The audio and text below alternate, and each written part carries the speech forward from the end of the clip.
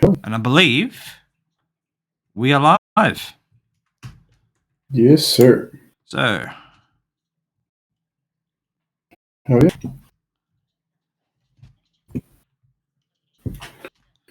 we'll pop up the tunes like that. Good stuff. Alright. I do like me. Indeed, we'll just let this run. Let folks pour in. Definitely adds to the thing of it. And I should probably get something to drink.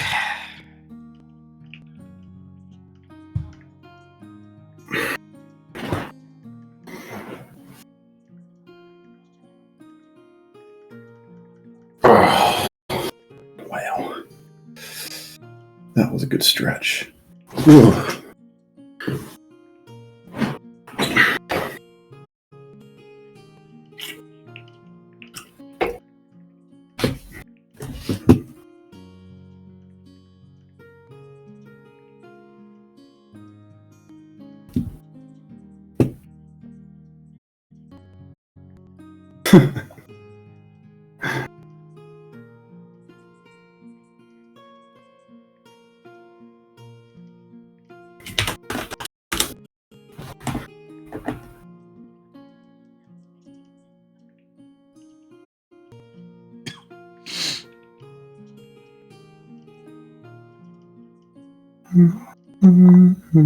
Mode.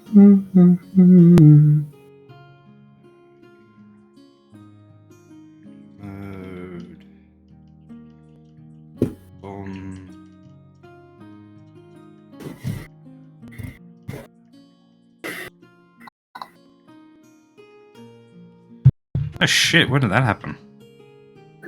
What was that? I just looked at my follower count and for some reason now it's at 36. What the fuck happened? Yeah, let's go. I was at like fucking like 30 like 2 months ago. What the fuck? It will grow. Let's pump it out. Get the numbers up. I mean the fucking the retention. YouTube, like the YouTube channel hit like overall 100 views like a month or so ago. And now it's almost at 200. Yeah, nice. It tends to be like that way, doesn't it? Like it grows quick. I'm trying to find you now on YouTube, but my algorithm. The YouTube is just Wanderer's Guide. Okay. Yeah, the W is capitalized and the G is capitalized. Honestly, just search Wanderer's Guide to Esterra. That'll be much easier to find. Because I think the thing that comes with Wanderer's Guide, I think, is to do with guild wars. Oh yeah. Yeah, there's no source of random stuff there. Bam. I bet. Shall we begin? For watching. Famous.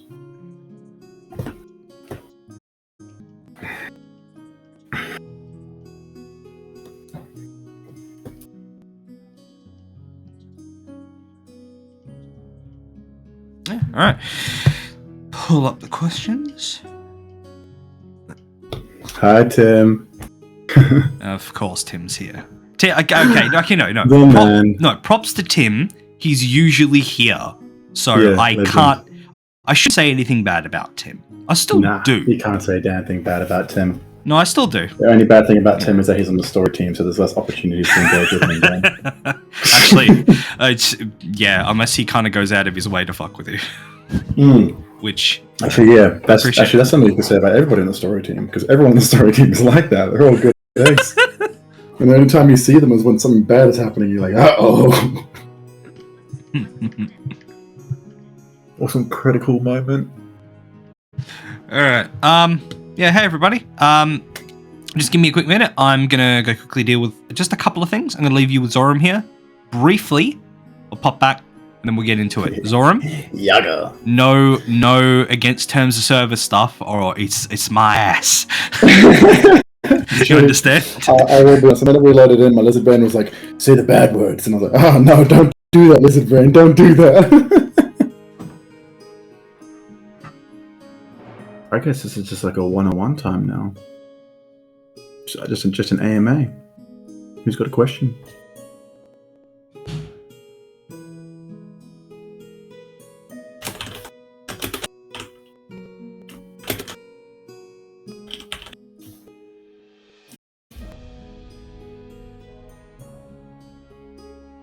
Oh, thanks, Obsessive Chewy. My favorite colors are actually blue.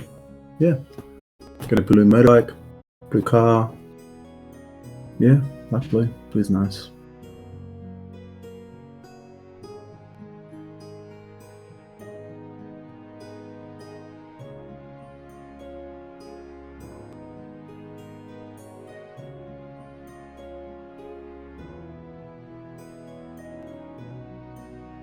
Yeah. Legit. Plus, it's boring when you realize that Obsessive Chewy is me, and I just ask myself that to generate some sort of interest.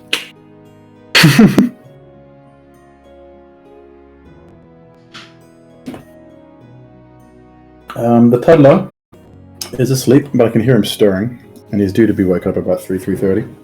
And the baby, she's having a rough one, but it's been the same amount of rough one for like a couple of weeks now, so new normal, I guess. Yeah.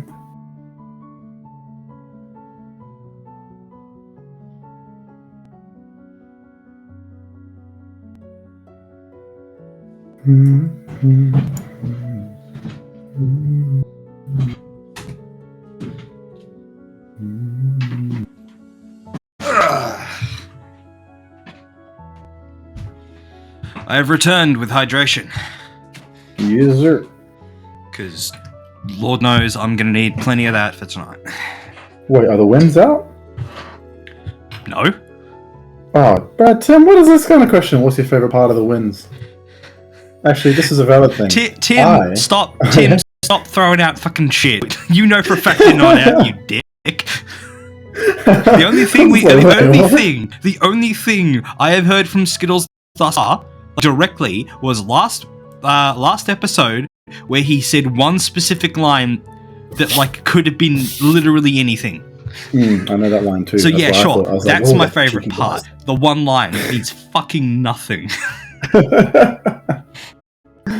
Yeah, what am I expecting from Winds? I'll be honest, I missed the game because I had a baby girl. So not a lot. But I am expecting things to start ramping up in terms of intensity, which the player base should try their best to... Wait, hold on. Expecting things to ramp up. So you're saying the last summit wasn't things ramping up? Yeah, so I actually think the majority of our problems... Well, yeah, there's various problems, right? There's economy problems, and there's political, and there's, international relationship sort of things. Yeah, interrombic as well, just I guess you could say nationally. But I actually think a lot of our own problems are caused just by us not really thinking much and doing stuff. It doesn't, it's like, oh, we'll think ahead to the first problem, but people won't think like 2 or 3 steps ahead, which isn't always required, but we've done a lot of not doing that. And that's why I think, I personally think the orgs are like, all right, we've given them the softballs as much as we have been able to. Let's just tell a little bit, see if that can stimulate some forced growth or forced change, Because there's a few things that I want to talk about in this that I think would do really well with that. I believe the orgs want to do some really, really crazy stuff in terms of throwing some curveballs at the Concord. But at the moment, just because a lot of the way that we think about the game, people aren't equipped to be able to deal with them, and so they're kind of just, like, I think they're just holding them back, because I can think just off the top of my head. Look at that, interesting. A big hardball to thrown last game. Very interesting you say that. I was at last game. I have no idea what you're talking about. I think I know what it might have been, but it might not have been as obvious as we think. Oh, okay. Those are the best ones, though. The ones that are like seeded and then 4 games later explode, I mean, like Avalon leaving. Yeah, like I wouldn't even say Avalon. Like, consider we had a mysterious enemy leader, like faction leader, we knew really not all that much about, just turn up and say, hey, let's just not for a year because we got some shit to do that's more important. And those other two are idiots. Because, that's... I'll be honest, I'm not following. I've missed the game, so... That's fair. Take this as player information, and it's been kind of spread around anyway. Yeah, fair. The armistice with Thorn. Oh, okay. Yeah, that makes sense. Yeah, that actually fucking happened. Yeah. I mean, there's still paranoia about birds. But, other than that, it's... The fact that Thorn came to us and said, let's not for real. Yeah. I mean, if anything, that just means that, at least there's a advantage there, and that now we know that Thorn doesn't fight us. It's like, oh, why doesn't he want to fight us? Is it because he's preparing for a stronger offensive, or is it because Thorn actually has other stuff that he's dealing with? Maybe we can, solve this war by making this person, some sort of agreement, Well, that's the thing. That's grand scale stuff. Yeah. So, being that my character is not the Minister of Foreign Affairs or anything in that regard, I don't know. So the only thing I can say is we have a again, armistice. When we won't fight you, you won't fight us. We'll leave each other alone for a year. Yeah. Probably because they are dealing with other shit. Because there's definitely other invaders coming into lands that the Zerkatal are also looking at getting into. Onyx Aristocracy being one of them. So it's probably the case of he's gone, yeah, you idiots are wasting time. Because, Ash came in, smashed the tribe lands, then went into Greenweald. Oak came in to, when Ash was done playing with his toys, he gave him, second-handed them over to Oak. We smashed the crap out of Oak for the second time, mind you. Obliterated. And then, she's gone running off. We had another hissy fit. She tends to do that, apparently. Or the equivalent of, to simplify it. And then Ash just did his thing, made the Harbinger stands, and then fucked off. Yeah. So, yeah, we just don't know. It could be that Thorn was looking at... Again, we'll get to the episode in a minute, people. Don't worry. Lizard brain looks at this and goes, yes, food must consume. I can't not. It's definitely the case that we've got... I have a feeling Thorn was just looking at what Ash and Oak were doing and just went, you idiots are going to repeatedly do this same bloody thing. They're just going to keep knocking you back. You're wasting your time. Stop it. Yeah. Like getting the rolled up newspaper and just started whacking them over the head. Stop being stupid. Yeah. They're beating you again and again and again. We have more important shit to deal with. Fuck off. So that's on the Grand campaign map, isn't it? That's what the armies on the battle board sort of thing. That's not necessarily we haven't really been winning confluxes resoundingly like that. Because from what I understand, I think we've only actually got 2 major victories out of, was this game 6? 5 games? Yeah. Which is not a great track record. Also, Tim, I would hope people in context wouldn't understand which Thorn I'm talking about. I'm aware that Thorn needs to change his name. That's like calling yourself Adolf in the 50s. Ugh. God, I hate that you're not wrong. I mean, it's not as bad as that, but yeah. Well, yeah. Maybe one day it'll be as bad as that. We don't know what Thorn's doing. All right. So let's kick it off. That's cool. Hey everyone, welcome to Wanderer's Guide to Esterra, a Concord LARP podcast. My name is Luke. I am your wandering guide, and this is episode 11. We're going to be talking Biff. We're talking Biff times. Who doesn't love a bit of foam smacky fun? Wow, that sounds very inappropriate now that I actually think about that specific. Okay, I mean I'm going to keep saying it because it's funny. So we're going to be talking combat. We'll get into that in a brief second.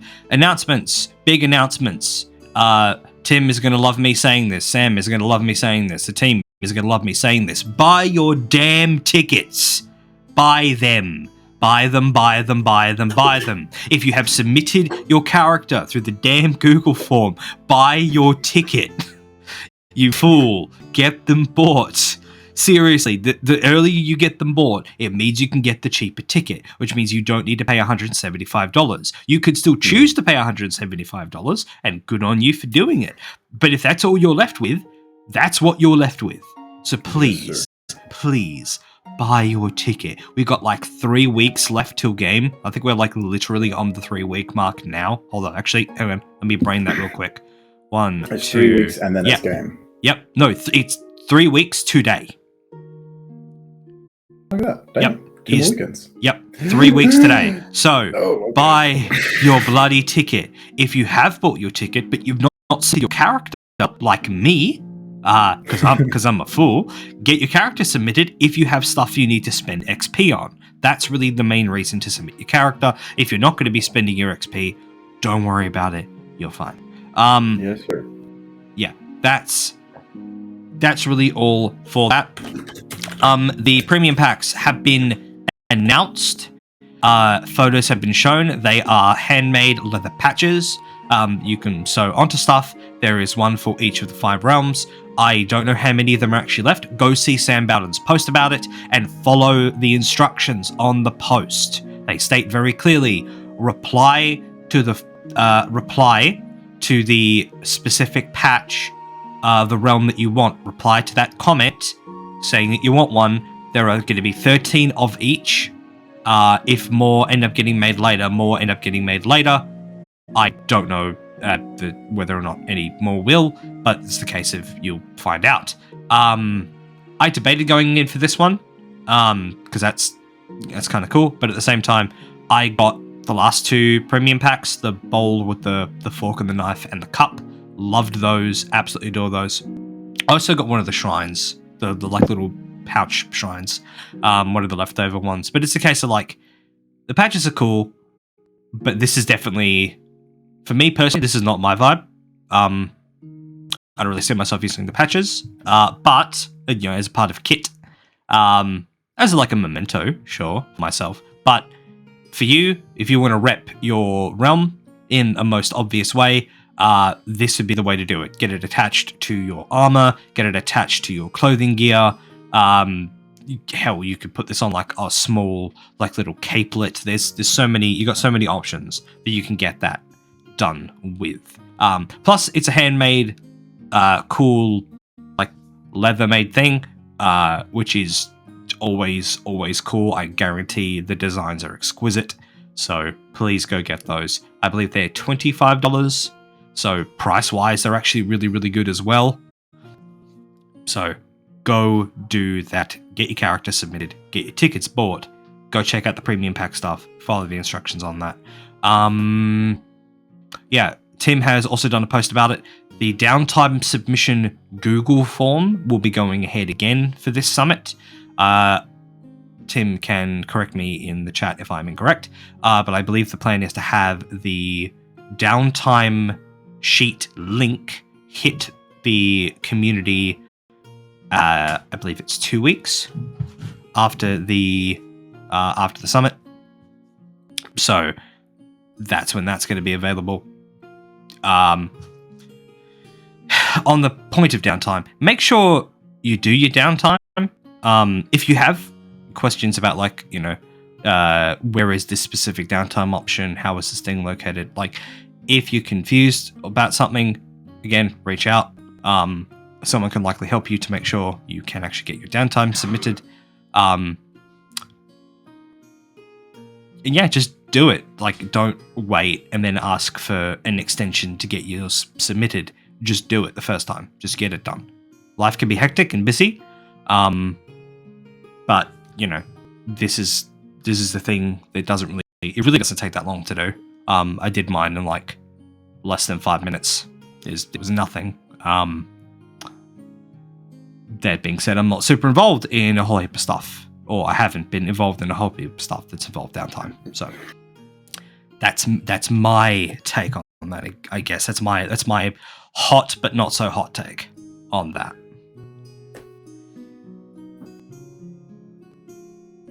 And after game. Just double checking.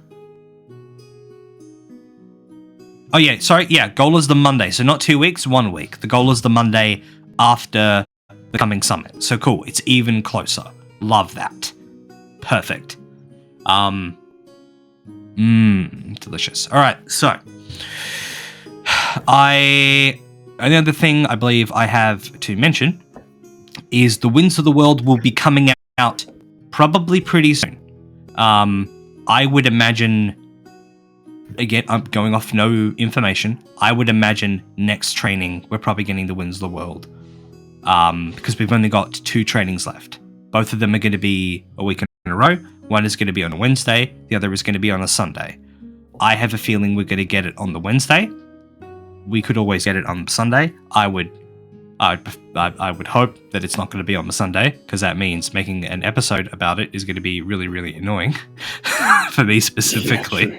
Yeah, I may end up doing it a different way. I might do like pre-recorded stuff and just upload that directly to YouTube. We'll see. But if anyone out there is interested in joining me in reading through the Winds of the World when it does come out as part of this podcast and this general channel, please reach out to me directly through either Facebook, Messenger, or through Discord. I'm easy enough to find. Just look for Luke De Silva or the One Lazy Guy. One of those two. You usually find me. Or just come talk to me at a training. Always down to talk this stuff with people. Alrighty. Given that, I believe it is time to pinwheel this thing into the next level. As I said, today we're going to be talking about combat. Combat culture, how it has been, how it's grown, where it is now, how it could improve, and some of the stuff that people are doing to help improve it and have it become bigger and better, and so people maybe die less. I say maybe die less because that's an optional objective. This is true. But with all that, specifically to do so, I would like to welcome my guest, Zoram. Welcome, buddy. Thank you. I do feel welcome. Yeah, so worth noting as well, by the way, Zoram reached out to me to do this specifically. I was kind of planning on doing it at some point, but you know, when you get such an enthusiastic reach out like that, you don't ignore it. Enthusiastic. Hey, you don't ignore it. This is how stuff goes, you know. All right, so I guess we'll start with the basic question. So how did you get into LARP, and by that way, how did you get into Concord? Yeah. So I've been LARPing since I think 2016. I used to go to Bounce religiously, and I met Mark Williams at Bounce, and we said, you kind of know people who go there all the time. You do the old double tap, and then teaches the tricks. And then one day I was talking to him about some trick that he'd done, and we're walking out towards his car, and he opens the boot of his car, puts the bag inside, and it's just full of LARP swords. Like in my mind, it's like bottom to top full of LARP swords. And I was like me and my group of mates, and I was just like, mate, you got to give me the rundown of the swords. Like, what's happening here? And then he explained what LARP was, and I had no idea what LARP was prior to this. And all of my mates who back then, they were a bit too cool for school, we were just laughing at him. I was like, can I be a princess? Like, yeah. Can I be like a wizard? Yeah. Can I be like a princess wizard? Yeah. And I was just like, the whole time I was like, okay, stop taking the mic, because wait a minute, you fight with swords? Like, really fight each other? Yeah, you take your own hits, da-da-da. And I ghosted the group for like 6 months, because I joined the Facebook group, because I just thought there's no way the system would work. No one would take their hits. Nobody would die.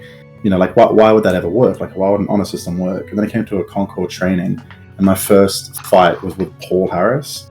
And since that day, I have loved LARP and the LARP combat. Like, I've recently been diagnosed with ADHD, probably about, my daughter's 3 months old now, so 3 months ago, because it was like the week after or something that I got the official diagnosis. But now it makes sense why immediately I just thought like everything to do with the hobby is what I wanted to do. And I've done all various things. I was I've done a noble elf as a what do you call it, off Mackin and Shadow World, and then later on ran with the Kindernord and just being the hard bastard Ice Vikings, which was heaps of fun. Learning how to throat sing and practicing battle chants, and getting into Concord was a bit of a tight one because we had just had a toddler. We just had a boy. So I'd kind of written off LARP for the year, which is fair enough. But towards the end of it, I was like, I really want to get back into this hobby. Where can I go? Concord's a big game. Shadow World is still running. What should I do? And then I think about when Shadow World was on its last legs, kind of concluding, is when I thought, you know what? I've been a Viking for like 3 or 4 years. I just want to run a night. So I messaged some people on Bordovar, and I was like, hey, I don't suppose you have any kit I can borrow. I just want to run a night sort of thing. And then ran with Bordovar, fell in love with Bordovar's, the culture of Bordovar. And then now I'm just like really, really enjoying that aspect of the game. Yeah. Mm-hmm. Okay. And you originally came from a like predominantly fitness-based background, right? Yeah, like my adult life, I had a back injury when I was about 19. It was really significant, and out of that I was doing a significant amount of training to recover from that injury. And then when I recovered from that injury, I just kind of kept doing the same thing, and that made me big and thick and strong. Like I was a bit of a scrawny kid, believe it or not, growing up. And so in the process of learning, actually it was 2017, so it was a year after I started LARP, but I had a little bit of a break for a few reasons, and for I think about a year, and I came back to it after I got married. But yeah, like healing from that injury taught me like the basics of programming and load and intensity, how many times you want to train, rest things and all that sort of stuff, because I had to just be so on top of it. I couldn't afford to go to the gym, work out, go home, and everything would be fine, because then my back would cramp up and that would just like cripple me for like 3 or 4 days. It was such a balancing act those first few months, and then I kept up that same sort of focus for years on. And then when I got back into LARP, it was like I remember being really good at LARP, and then when it came back, it was like the meta had changed. Everybody was faster, everyone had better guards, it was just like harder to hit people. And I came into this newer fitness sort of perspective understanding, this biomechanical understanding as to what angles lead to this type of energy expenditure, what's efficient, what's the thing you can do for the longest, how can you train in the gym to make that last longer. They kind of just happen at the same time. And then about the time when I started really dialing in, how can I make LARP fighting feel better, look better, and just be heaps of fun, was the same time that I started doing fitness stuff professionally. I'm a personal trainer, online coach, and outdoor group session instructor. And so that it kind of all just kind of blended together, because all of the training that I do now is functional movement based stuff, like compound movements, like typically your barbell back squat, the deadlift, the bench press, overhead press, anything that's heavy and powerful, because they show that heavy, powerful movements train well into your functional movements, like running or sprinting or jumping or anything like that. The first thing that it does is make you faster at those. So if you want to be faster in your armor, you should start squatting, relatively heavy weight. Getting to the point where 6 to 8 to 10 reps, and the last couple of reps are really difficult, but your form is consistent. If you can work that intensity, it will directly translate into your ability to move fast under armor. And then naturally working that for a significant period of time will increase your endurance as well. So that sort of thing is like, that's my niche in the fitness world, is these movements translate into easier daily movements. You get rid of knee pain, you get rid of back pain, your heart beats faster, your body feels great. But more specifically into that sports setting is where I take that professional expertise and I apply it to the same things of, okay, this is the movement that this person does when they lunge forward, catching a strike with their shield, and then going from a hip to shoulder shot. That's the movement that they need to take. What are the movements that you can break down and then improve on in a gym setting or otherwise that will make that movement faster and safer and more balanced and make that person fight better? And that's, like ideally, I'd like to specifically work fitness products into the LARP community for those sort of things. And I'm working them now. I've only started working with a couple of people to do, targeted, specified LARP focused personal training, I guess you could say. That's more about the striking than it is about general fitness. But yeah, I'm hoping to have something ready in a couple of months' time, maybe for summer. If people are interested in not only getting good at fighting, but also just getting fitter and stronger and being healthier. Because when I got diagnosed with ADHD, one thing the doctor said was, "You're very, very fit, and that's the reason why you've done so well without any other additional support." Because being fit is amazing if you have mental health issues that are related to imbalanced levels of critical resources like dopamine and things like that. So bipolar disorder, depression, all those sort of things. If you're able to be fit or at least exercise daily, it helps a massive amount. The next big threshold is if you're at a level that you'd be considered to be fit. So I have a lot of passion towards this. As you can probably tell, the faster I'm talking, the more excited I'm getting talking about it. I have a lot of passion about these things because my own personal experience, I've seen it affect my own life, and I've seen it affect the lives of the clients that I've coached over the years and trained over the years. And I just know that there's more to do, more to learn, and more to change, because I do hate the fitness industry. I think it's superficial as hell. It's all highlights and PRs and how thin you are and how shredded you are and the muscle pump and the oil and the lighting, and I'm like, that none of that is what I do, what I like about fitness. For me it's fitness balances your mental health, and that balance allows you to build stronger foundations and then build a bigger life on top of it that won't come crumbling down every couple of weeks because your mental load is just too exhausting. And that's all the stuff that I like doing. Yeah, it's trying to work it into everything that I do. Yeah, definitely. It's an easy way to, like, you can set yourself a goal, and it's a goal that's easily enough to be achieved and will give you like real tangible benefits that will last a long time. Yeah, that 100%. And my job is specifically, it's like, you could pay a trainer to do, just to watch your reps and to give you some tips, like, keep going. But what I do is, targeted. It's that SMART analogy: specific, measurable, achievable, realistic, and timely. And because obviously you don't really think of paying a coach or a trainer forever. It's like, I want to have a certain amount of results, a certain product maybe by a certain time. And it's okay, in this time, this is what we can do to deliver that. And so in a very similar way, to get good at fighting, or even to get good at commanding, there are definite steps to take over a period of time to get more confident, to get more balance, to get more strength in those aspects, which is why I work so hard in those areas, trying to teach it to people.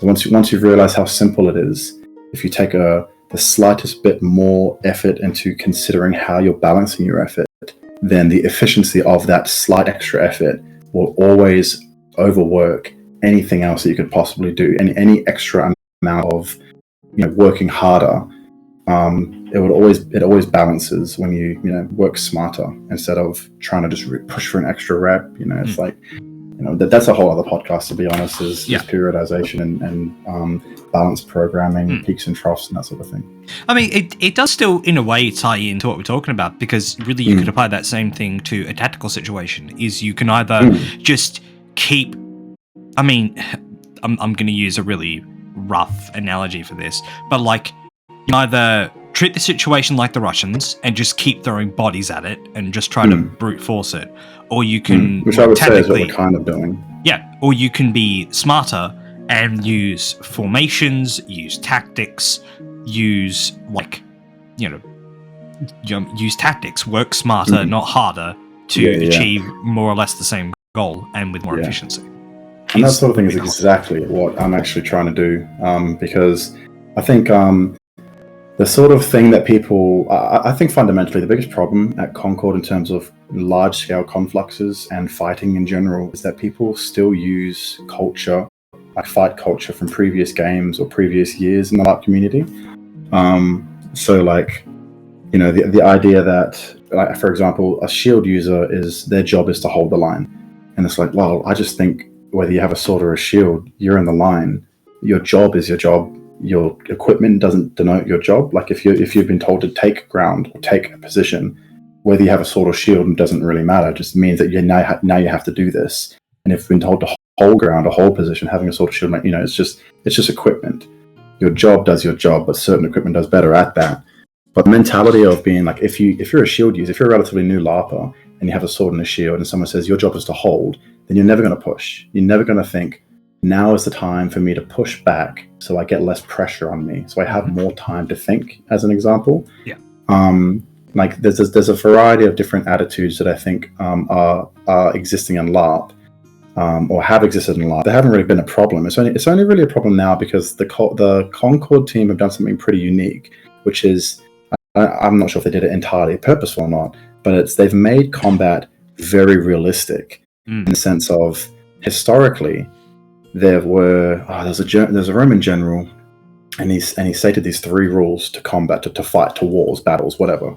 And it's like these 3 rules always happen, and it's something that you can rely on. And if you understand the capacity of these 3 rules, you're able to apply your force in a way that they can actually respond. You can't send peasant levies to do the same thing that trained knights can do. They don't have the skills or the equipment or the morale to do it. So the first thing was, men don't want to kill each other. They just want to live. So if you are only understanding that your force is there and they're going to kill the other side, that's incorrect, because they don't want to die. Previously, in other LARPs, or even other LARPs that are existing at the moment, there's been respawns, or I remember in like the early days of Shadow World, it was like you die and you go to the pouch and you choose a rock out of the pouch. It's like there's 9 black stones or 1 white stones, or maybe vice versa. And so there was a chance of death. So I remember the early days of Shadow World, there was a chance of death, and it was like, oh, you don't want to die because you might die. But then as the kind of games went on, it was like really unlikely that you would. Started, like, I remember the nudie run of Dissalan, when everyone's armor got shattered to hell and died. And when they respawned, they just keep fighting, because it was the thing of, it's a 10% chance I'll die. Like, it's low risk. But now in Concord, it's like, you will die if you are out of position. If you get killed and you drop down and you can't get picked up, you are going to die on that field. And now people are approaching these battles the same way that people would approach battles in real life, which is, I need to be careful. I don't want to die. I don't want to lose my character, lose my progress. But simultaneously, the Concord game as a whole, or the player base, they mourn the losses of people really well, really, really severely. And so people who watch that mourning then take on that significance of death, and they're like, oh, well, I don't want to die. I don't want that to happen to me. I don't want people to mourn me, which is a very real life thing. Knowing a fair few people very close to me who have passed away, that is the attitude that I have. It's less that I, want to live, and more so, at times in my darkest moments, it's often, I don't want my family to mourn me. And what's fantastic about that in the game is, historically, you had to do certain things to force your people to fight the other people in order to win the day. People, when they need a battle, they don't kill each other, they win the ground, and usually the other side routes, historically speaking anyway. And they don't do that normally unless they've been very well drilled, or unless they hate the other side, which you can actually look through history. It's kind of rare for people to be untrained but hate the other side so well that it's so easy for them to kill them. Usually the worst massacres happen that way. And then on the other side of that, you have to be super well trained in order to just kill any warband that you come up against, which is why certain armies around the world, like the Roman legions, were exceptionally well trained.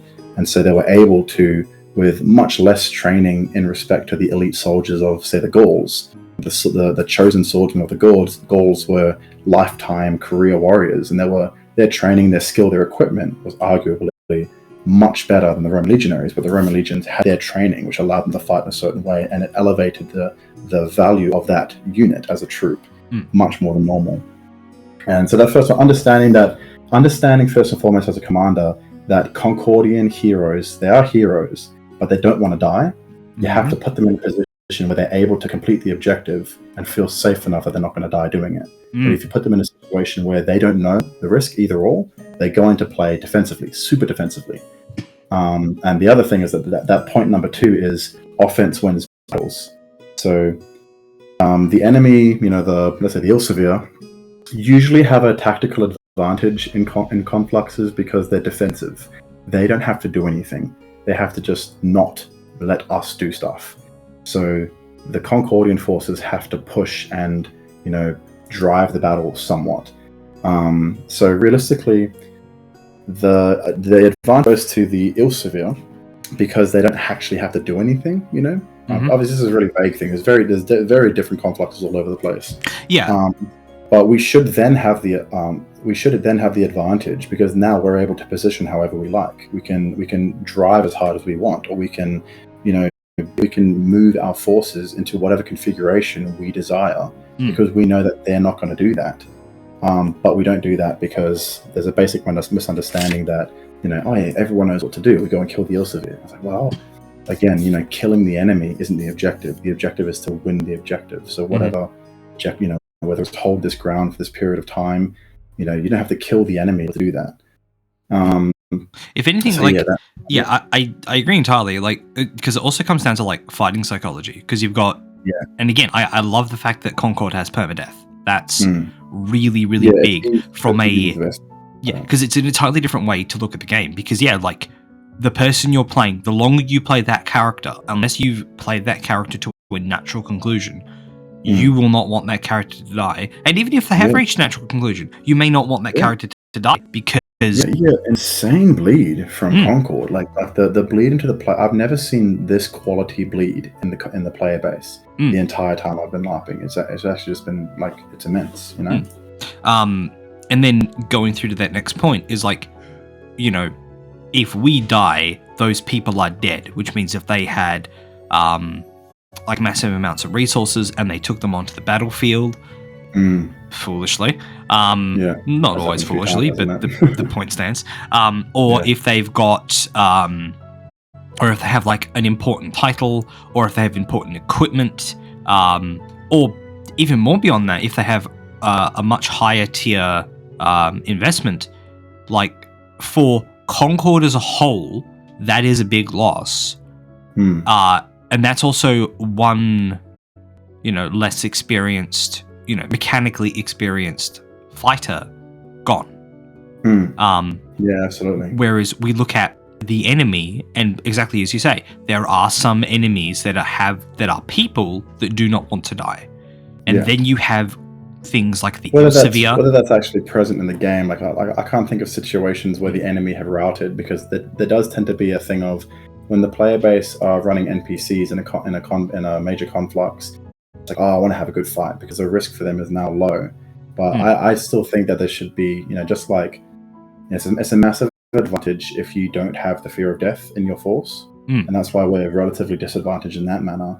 I think the only thing that the player base could do is actually start role-playing Ill-Severe, or Ill-Severe is a bad example because they're a hard one, but actually start role-playing, you know, if you're Zekatile, so I don't want to die. I want them to die, but I don't want to die. And if they understand they're going to get killed, it's like, I should just run away. Like there's no reason to stand and fight to the last man most of the time. That's what I'm talking about. Is like we have a couple of enemy factions that could absolutely afford to have no fear of death, especially the undead of the Onyx aristocracy, like the non-intelligent ones, and even then the intelligent ones. Yeah, the intelligent ones can surely rout, and the unintelligent ones, like them being unintelligent, is a massive benefit to the Concord because we can do smart stuff. You know, we can do complicated maneuvers, but certain enemies can't, and we can organize in advance, you know, the cohesion required to complete all complicated maneuvers, but they can't. So this is the thing: is that the Concord does have a natural advantage. One, because we're players. Two, because we can plan. On a meta-analysis of it, the NPC or, you know, force, whatever it may be, they don't have time to tell every individual person what to do. They can, at best, you know, give somebody like a thing of, oh, you're going to be in the front line, you need to try and really put pressure on. And you can give them updated orders as the battle goes on, but they, like, even that person, because they don't understand the overarching theme of the fight, they can't even rally their small unit to really maximize their efficiency in that objective because they don't understand the major objective. It's just with the Ill-Severe, we're just holding them down. You know, we're just fighting them. We're just trying to plug them in. Okay, we'll just plug them in. You know, whereas players can be so much more adaptable. So we do naturally. This is one of the biggest things that I think is the problem with Concord and the major confluxes is that players have an immense natural advantage that we are not using. Because a lot of people aren't aware of it, but a lot of other people are aware of it and there's just no structure to be able to take advantage of that. And that's something that I want to fix with the college. We'll definitely get to that. The next major thing, because that second point was assault is drives advantage or drives the objective. So if you're attacking, you have an immensely more powerful advantage. In LARP, historically, it's the opposite. Historically, the defensive position is the advantage. But in LARP, because it's not about how long you can hold the other people off for, it tends to be if the enemy are attacking you and you're holding ground, you're just getting hit more often than they are, because they are able to move forward to hit you and then backwards, whereas you can't move backwards, otherwise you're giving ground. So that's another thing that needs to change, is this understanding that if you're holding an objective, if you're standing in line, you should countercharge the enemy, give ground, and then countercharge again, and use more space and hold that ground back and forth, rather than just standing in a line and assuming, not one step back. Like I always kind of cringe at that, because people say that and then immediately take 5 steps back, because the natural thing to do when you're getting hit is to take a step back. Nothing wrong with that, but you should take 1 step back and then 1 forward and then 2 back and then 3 forward. That natural thing that you would want to do is exactly, just rubber band it. If you got to be able to go forward, then retreat a bit, draw the enemy and charge back in. Like, that just makes sense. Yeah, but I feel like that comes back to the first thing of, some people have these ideas of what certain builds should do, and shield infantry just standing in a line holding. It's like, wow, no, it's a kit out, it's equipment. But your job is to hold this position. It's not to stand in a line, it's to hold this position. What's the best way to do that? It's never just to stand there. At the very best, the best thing I can think about getting 10 people to stand in one spot is just so the enemy don't think there's an open channel, let's just run through there. They'll just think twice about it, But yeah, and the third thing is that all of your somewhere between 80%, but the thing is all of your casualties are taken on retreat, which I think we're all well aware of. So it means 2 things. In a historical context, it's understand that once you've lost the battle and you start withdrawing, that's when you're going to lose the most of your people. But if you win the battle, you might only lose 10% of your force if it's a really bad battle. Historically, in the first 10 minutes of a fight, about 10% of the losing side will die, and the other 90% will just leave, because now you're 10% down. The enemy is still pushing. You've got an incredible disadvantage. The only times that's not been the case is when the force has been exceptionally armed or exceptionally trained, such as in Roman legions, where they would hold that line, take heavy casualties, but then slowly maintain their discipline and their morale in order to have that first initial shock wear off, and then their superior training and positioning to take over. So, but there's 3 things to consider, I think, in the macro scale of things. If you want to be a LARP general, if you want to make a difference on the major conflict scene, it's understanding people don't want to die. So you shouldn't put them in positions where they're probably going to die, unless you think and unless you believe that they can achieve it despite their death. And if you can recruit them into believing that the achieving it at the cost of their lives is worth it. Because flat out, I do believe that there are some victories out there, some major victories that are worth. How many people died in that last conflict? There was one conflict, I think it was 12 to 17 players died. It was a scary amount. Reports. It was a scary amount, right? But I do believe that there are conflicts out there that are worth about 12 to 17 player lives. Not that I'm spending them, but if I had 12 people similarly like-minded to me, and it was, we need to take this, or it's a massive turning point for the war, it's like, done, we're going to do it. I might die, that's fine. I would rather secure this victory and know for a fact that it's going to turn the war for us. I'll gladly spend a while after that. But people dying because, we need to do this vague objective, it's just, there's no morale in that. There's no hope. There's no purpose. People will not achieve that objective. Yeah. So that's part of, I guess, leadership skills is recruiting people to do things that are hard and difficult and dangerous. Yeah, it's morale. It comes down to morale, and it comes down to passion. If you don't have the passion and you don't have that energy to do the thing, you won't, because it's going to be a half-hearted attempt, and your enemy is going to smash you to pieces. Yeah. And like I said before as well, because the enemy don't have fear, if they can see, or if we're hesitating, we need to be working so much harder to counter that natural advantage of not being afraid to die. You need much more cohesion, much more rotating soldiers and more fluid healing and all that sort of stuff.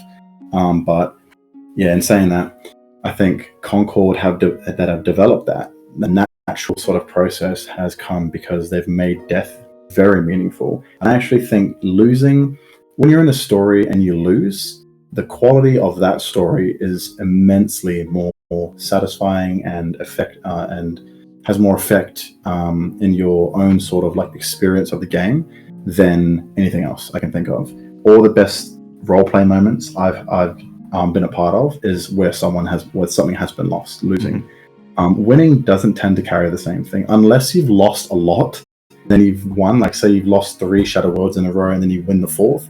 Immense satisfaction in that.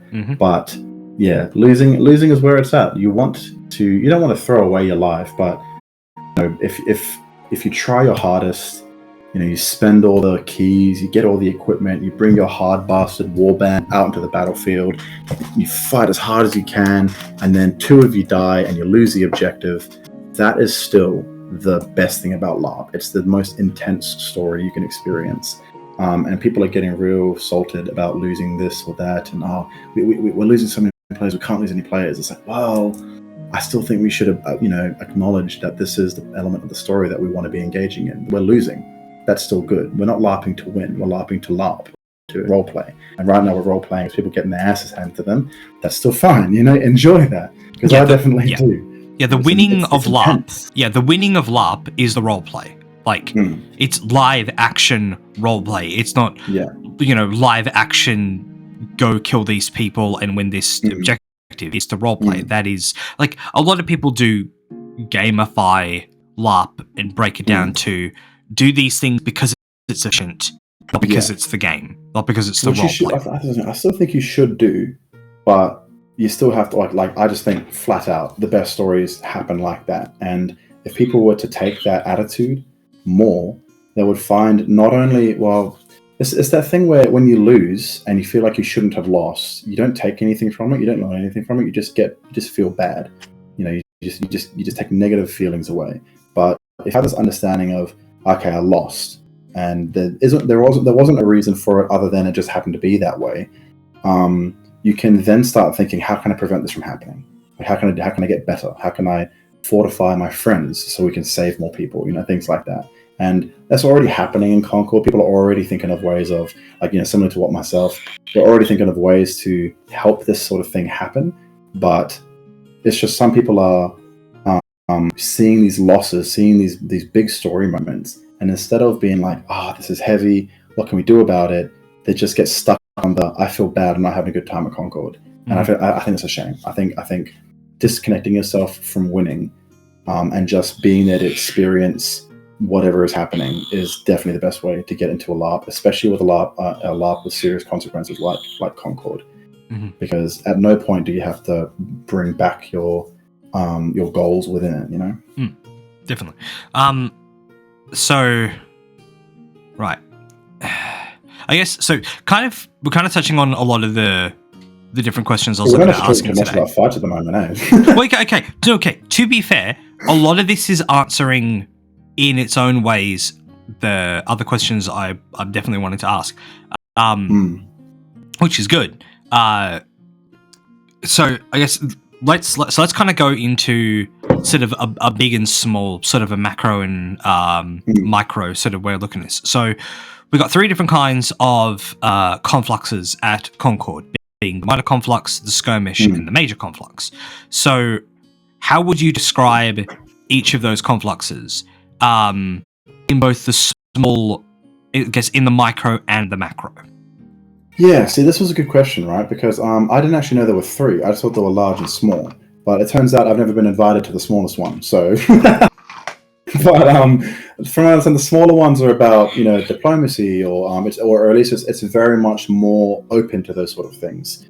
Setting up meetings with far-right dignitaries or enemies, or doing some sort of spy stuff. And I think a lot of it, like those sort of things, it comes out of the view of what I want to fix into in Concord, because 2 things that I want to fix personally is field battles go better, which doesn't necessarily mean that we win them. It just means that they feel better, and 2 is that there's more stuff for fighting characters to do. Like you can role play as a fighting character from beginning to end, and you don't feel like you're just sitting around all day doing nothing because there's nothing to engage with as a fighting character. But a lot of that comes in with the major conflux and the skirmish level conflux a little, because naturally skirmish level confluxes, I would say, is how Shadow, or how I'm going to keep referring to Shadow World a lot, I think, but skirmish level confluxes is how most fights have gone in Perth LARP for many years, because 20, 30 people, kind of stretched out in some sort of position, which is kind of the max that you can get. 15 aside, maybe 20 aside in the smaller confluxes. That's about what you would get in these sort of situations. So you can still definitely do some tactical stuff, but it is actually easier to rely on your force to fight well, because a smaller force with an easier objective to convey is more efficient at completing that objective. A lot of what I am looking at fixing is that larger major conflux level stuff, making people fight better and having them not be so chaotic and desperate and fighting on the back foot as such. Yeah. But the lowest level, I think, doesn't actually need any other sort of advice that I give you. You don't even need to consider it, to be honest. And then at the middle level, all it is just making sure that you're being specific enough about how you're going to win the skirmish, rather than thinking, okay, all right, boys, let's go. We're going to go smack the crap out of them, and then you get there, and there's more things happening than just smacking each other. Like, damn it! I didn't. Have a clear goal to achieve, and then work on a path to achieve that goal. Yeah, exactly. And then have the variable, at least prepare in advance to be surprised. Yeah. So that you can respond to those surprises, which I think that's a standard thing that you could do with any conflux. Mm-hmm. Yeah, I agree entirely. So I can kind of give you, I guess, a little information more so on the minor confluxes, because they're more story focused. That's right. It does not mean there will not be combat.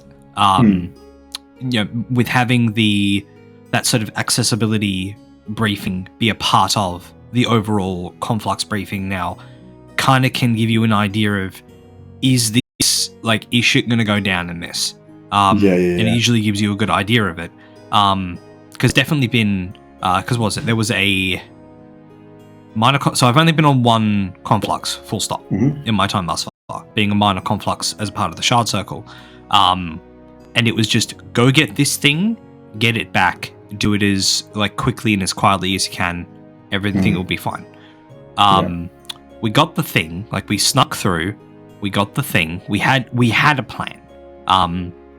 We just needed to throw silence on a bunch of mages and just get the fuck out. Yeah. And it was going to be fine. We go in, we get the thing, and straight away, the thing that we found being the lost arcane tablet, the second people started picking it up, they started, the roleplay was, they were starting to see things and experience stuff that was causing them to freak out. Oh yeah. So of course they've now sounded the alarm because they are verbally freaking out. Yeah. Right? So alarms now set up for all right, fuck, grab the thing, we start retreating. We then get told the thing is getting heavier and heavier, more people need to carry it the closer we get to the portal. Yeah. Right? So obviously again, it's changing things up. But over the entire time, people kept going, where are our silence mages? Get casting. Yeah. So a lot of the chain of command, partially because the person that was in command was the first person to grab the tablet. So, problem number one, commander was a little bit bad choice. Okay.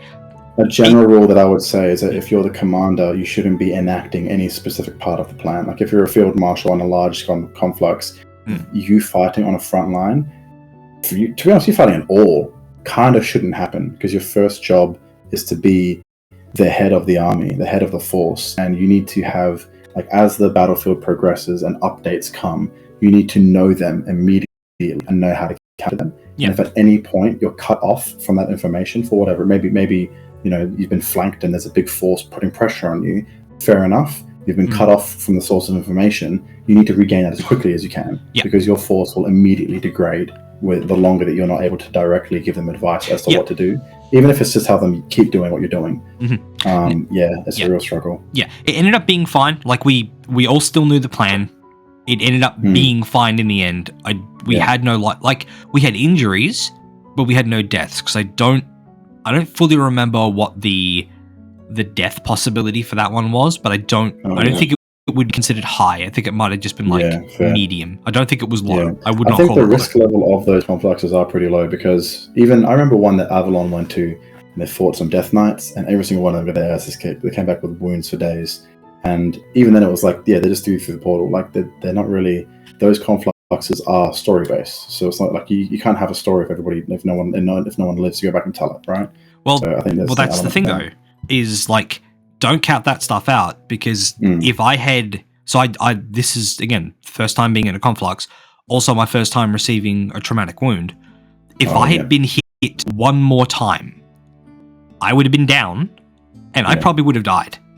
Yeah, because absolutely. We were right near the portal. This is like about to go through the portal. If I had gone struck one more time, and I was counting the strikes and the time. If one more had gone through, just one, I would have dropped. They would have probably gone through. I would likely exhilarating feeling, isn't it? Yeah. I likely would. Because in my mind, like tactically, like. No, I am a blind mage. I am not important. I am not useful. Fucking leave. Like that was my gut reaction. Like, no, tactically you need to get that thing out of here. Leave me, it's fine. Yeah, fair. So that was my immediate thought of like in a flash all at once was like, if I get struck one more time, I'm dead. And I'm gonna die because they should just leave. They should not come back and get me. That's whilst like really nice, and I appreciate that. That's going to be more death. It didn't end up happening. It all ended up being fine. But like, that was the first time noticing myself immediately that, experiencing directly for the first time, because I've experienced it through like, cinema, through TV, through role-playing games, books, all that kind of jazz. Of like when communication breaks down in a combat situation. When you have a commander that is just gone, that is just not doing the thing, it's insane, isn't it? Yeah, well, it's categorically stressful. Yeah, and that's also why you need a second in command to take over. That's why that needs to exist. That's the whole point of having a second in command, because it is second in command. That is the whole point. Like if someone takes out Sarge, if someone takes out the captain, you still got Sarge to do the thing. Yeah, that's the point. I think we're going to segue into the military college, because this is exactly what we want to implement. This is all meta stuff, by the way. I'm not sure how much of this we're going to talk about in the pod. This is a good question. How much meta stuff do you guys talk about in these podcasts? Like, do you start just like going into the meta of it? Because most of the time, when the way that we've been organizing this is by messaging each other as though it was a letter, or more so just saying to people, hey guys, download this PDF, and I've sent it to you in the mail, and this is it's a brochure on how this specific type of training is going to work and that sort of thing. That's how I've been approaching it, because we do want to create this as an in-character institution. But I'll just get into it. So, like, obviously, the first fight that I experienced in Concord, when I first came to Concord, I just wanted to play a biffer, no thinking biff, because I'd just come from leadership in the Kindernord, and it was exhausting. Leadership is tiring. It didn't really end very well either, to be honest. But I won't get into that. But I made the decision. I was like, I know my personality. I know the traits that I'm good at. And I'm a fairly natural leader. But I don't want to do that at Concord. I just want to chill. I don't want any additional, just had a baby, don't want any additional responsibilities. So I just went in there, I want biff, and that's it. And what I found is that there wasn't a lot of biff, unless I was at the conflux. Because I was kind of just sitting around most of the game, which was nice. Having all the ambience of the town was nice. I just bought food and had a drink or two, and chatted to people. It was pretty sweet. But when I got to this conflux, I was like, I'm ready. This is what I've been waiting for. Big fights. What are we going to do? Got out there. Absolute crap show. It was like, I'm a veteran larper, and I know what to do in damn near any battle situation, because I've been in damn near any battle situation, and I had no idea what the hell was going on. But like, why do we have a whole flank getting shot at by archers and none of the shields are over there? So I was moving people across, and like it was a conflux where we were all in a big ball, and we had to protect the center, which were some majors, I think, with some barrels or something like that. Oh, I know move this them one. out to an objective. Yeah, move them out to an objective, complete a ritual, and then move them back. So relatively, we had a ball, and there was zero cohesion. There was no one giving orders. It was just everyone shouting at each other to keep moving. We got too bunched up, in places we were too loose. Skirmishes were hitting us in places that we couldn't even respond to. And I just thought, who the bloody hell is the marshal here? Like, he's meant to be he's meant to be coordinating this. And I'm looking around and I'm like, oh, screw it, I'll just do what I can. So I was moving. I was like, yeah, we need shields over there, there's archers over there, and spread out, you're too close. Just people. When you get too bunched up, you can't fight very effectively. So your effectiveness tanks. We did well on the way there. On the way back, naturally retreats are where we experience all the casualties. We just got bunched up real tight, and that's where I knew. I was like, if we had one person telling everybody what to do, because I was telling people what to do, but they wouldn't listen to me because I wasn't a commander. I was just like, spread out. We need to spread out. We're too close together. We can't move quickly enough. We need to get out of here. Spread out. And I would make an opening, and then people would fill that opening, would start moving quickly, but then people would say, no, we need to be shoulder to shoulder. Get back in here. Stop extending. And I'm thinking, no, we need to do this because this will give us the ability to retreat. Like, we need more space. The back of the line can't pull back because they're shoulder to shoulder with people all the way down the line, and the people all the way down the line aren't moving fast enough to let them. And if we had someone to say something, or if we had multiple people saying something, telling people what to do, we could have fixed that. So there began the budding idea of the Concordian Military College, which is it's two things. It's providing structure to those big battles so that in the event of such retreat, the people all getting bunched up, let's say there's 20 people getting bunched up, those 20 people can look to their 3 sergeants, and the sergeants can say, you know what, we don't need to be in this, I'm going to pull out, and then you 2 sergeants can take over this, and now they have this space. And those sergeants can also micromanage their units, saying, look, you need to fight harder. Look, you got a spear, just keep swinging. When people naturally get a little bit, I don't know what's going on, and start acting really reserved. It's putting more experienced LARPers in the positions of minor leadership, so that the less experienced or the overwhelmed LARPers can get some direction as to what to do when they don't have the experience to be able to think clearly and think, okay, what do I need to do here? When you're getting pushed really hard, you close up. You don't want to close out. You want to push out. You want to push them back, so you have the space to be able to maneuver backwards as normal, as an example. Okay. And the way that we're going to do that is, for one thing, giving better training and support to field marshals when they've been elected as field marshal. The way that we're kind of running it, I've reached out and gotten a hold of at least one person from every realm that I think has a similar sort of understanding to me, because this is one thing to consider. Lots of people understand that there's ways that we need to fix these problems, but there's all these different ways that people are trying to go about it. There's opposing ideas to the ones that I've done, the ones that I've come up with. But naturally, I think that my ideas are better, so I'm going to pursue them. But I've reached out to find people that are similar minds to how battles are and should be run, and we're creating this system, this roster of well-known leaders and commanders that we can delegate on the dot, on pre-battle, pre-conflux, 10 minutes before maybe, if it's desperate, and say, you've got 10 people, this is going to be your job, and we'll give you updating orders as you go. And that person's like, cool, now I know what I'm doing. Because veteran or newbie LARPer alike, when you're out in that battlefield and you have no idea what's going on, the same thing happens. You start doing stupid stuff, you start losing. But if you know that you need to be giving ground, you do it with purpose. And when you start doing things with purpose like that, then you start succeeding. Because at no point do you get worried and start closing up, start shrinking into yourself, trying to not get hit as much, because it's okay, I've taken a bit of damage. They told me I would. They told me I'm in the thickest part of the fighting. I know I'm doing my job. And I know that when I get down to this certain point of health, I just need to back out and somebody else will jump into the line for me, because they told me that this is what would happen and they're supporting me to do it. Yeah. And that resource alone, I think, is going to be integral to, increasing that lower skill level, newest LARPers sort of thing. But also just providing structure to veterans. Because, like I say, I've been fighting for damn near 10 years now, feels like. And I can pretty much on the dot think, okay, what do I need to do right now to make this better? And do something towards that. Not everybody has that skill. So at the top level is a field marshal, providing training to field marshals, providing tactical advice to field marshals. These are the resources that you have. We have these war bands, and this is their loadout. They're best suited towards this style of thing. This war band, very good. at defending because they're heavily armored, but they're slow moving. Whereas this warband are better at attacking because they're also heavily armored, but they're fast moving. They are a fitter warband and they can move fast. This is what you have at your disposal. Make a tactical plan around that. Anybody else who rocks up afterwards that we're unaware of, chuck them in the levies, put them in a position where you can support them, but will potentially allow them to excel in whatever role you give them, but it's not the most drastic of things. And by applying our resources stacked in our favor with our strengths or stacked against the enemy's strengths so that we can resist them harder, we can win battles better.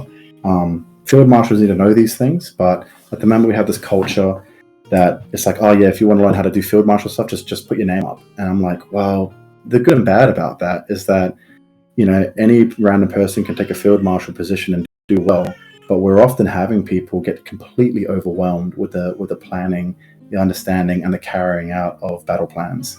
And for that reason, I think we should just stop doing that for new LARPers. Like, don't tell people to go up and just be a field marshal. It's not an easy job. Well, it is. I'd say it's easy, but it's not simple. It's not a 5-minute job. Sure. It was for me because I already knew how to do all this shit. Like when I put myself up as field marshal, everyone was saying, "I'm very sorry. This is going to take the rest of your game away." And I'm thinking, I don't think so. And I set my battle plan and I assigned my captains. And then the next day, I was like, "This is your job. Very simple. Listen to your captains. When the whistle blows, we're all running away." And then it happened, and it was a major victory with 1 casualty. And I'll wear that casualty because when you're a field marshal, you got to wear everything that happens in the battle. But that was because of a different situation where somebody just didn't do the thing they were meant to do. So then, So then to bring out, I guess, the counter to that idea, because there's never the case when you want to hear don't encourage new guys to do a thing, right? Because that's never a thing you want, because you want them to get, because again, you don't know that new player is going to go into that field marshal role and smash it. You just don't know unless they do it. However, I would say with the idea, and again, I'm not sure if this is something you're looking at implementing, is you want to give training and that sort of structure to support, to veteran players, so they can be more competent marshals in general. But I would argue, actually, this is the thing, it's not to say that new LARPers shouldn't do it, because if you feel that you'll do good as a field marshal, there's no reason why you shouldn't be a field marshal. What I don't like is the idea of people saying just go and be a field marshal. And it's like, well, there's no just here. The major confluxes are large strategic advantages that we can employ as a force, and getting inexperienced or nervous or quiet people. I'm actually nervous and quiet sounds a bit prejudiced, because you can still be a good field marshal and be, socially anxious, for example. But as long as you have a plan, you explain it, and you execute it, you can get someone with a louder voice to do all the shouting for you. Sure.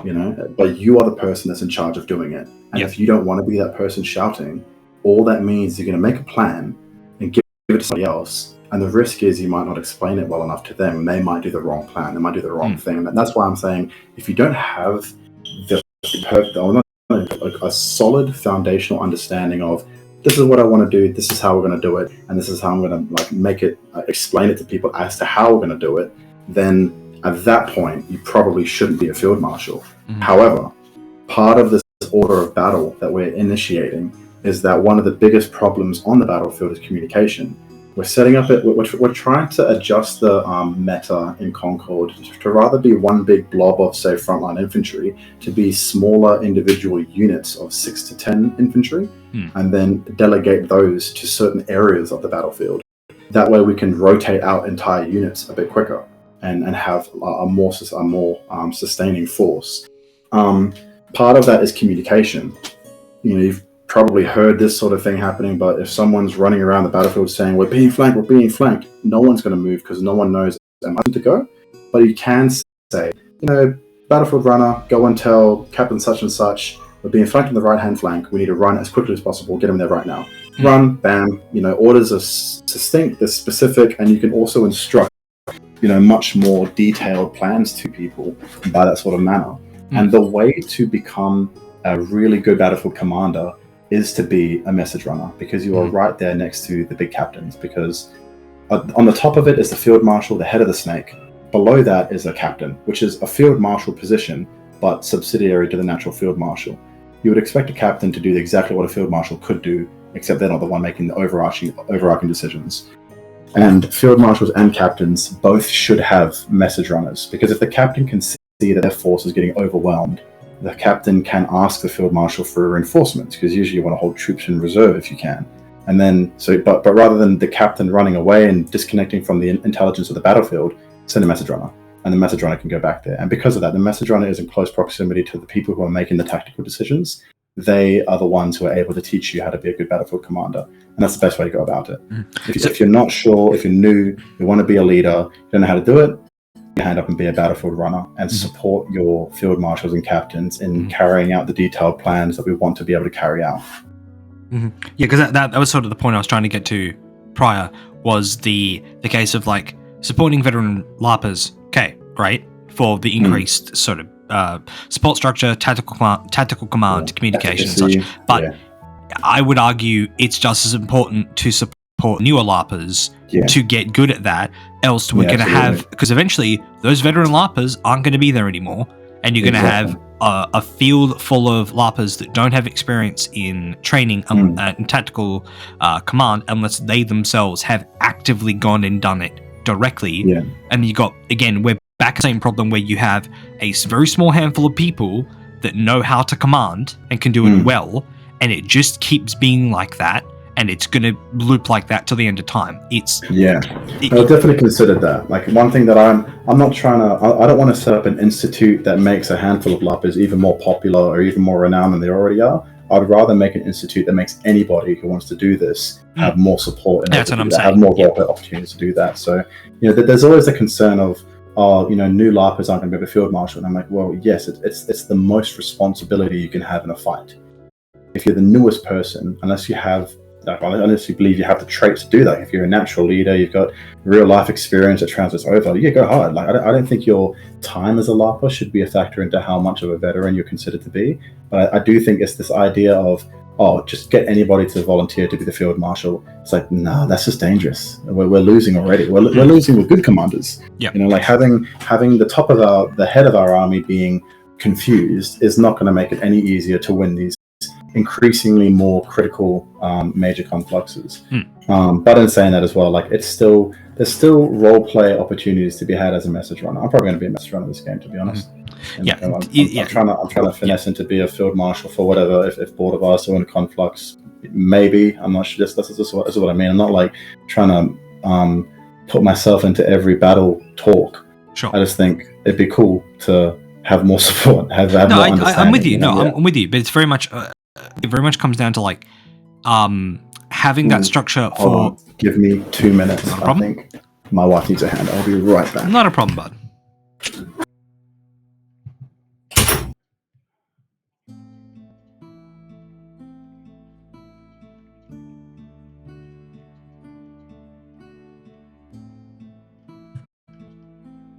Yeah, for those of you listening and watching, just if there's any tech issues popping up with the stream that you've noticed, if mics are like really warping badly or something's going wrong, just ping in the chat. I'll do what I can about it.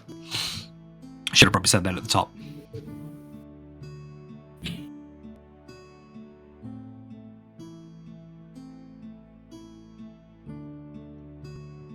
Cool. Thanks, Jay.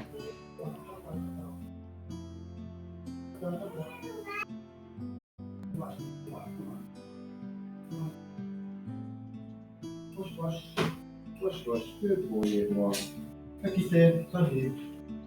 Good boy, son. Huh? Oh no, I'm working, son. I'm working. I'll see you later. Go on, go to mum. Oh dear hell. Okay, sorry, my screen went off and I thought what's that? What happened? It's just, no, that was just very adorable. We're just hearing it's like, no, I'm working, son. Oh, yeah. This is very adorable. He's so yeah, he likes sitting on my lap while I try and do stuff on the computer sometimes. But yeah, if I'm trying to hustle down, I can't let him. But he loves helping. He likes to sit on my wife's computer, which is next to me, and pretend that he's working as well. It's really sweet. It's awesome. And all that. All right, so we're saying helping new LARPers. Exactly right, and it's more so the point of like, and exactly as you say, it's giving those new LARPers that training if they seek it out, so that Yes, so that they can feel that they could enter a field marshal position or an assistive field marshal position, captain or runner, and actually do well. Because I agree, the person best fitted for the job should do the job, right? You know, meritocracy. If you're good at the job, do the job, right? That just makes sense.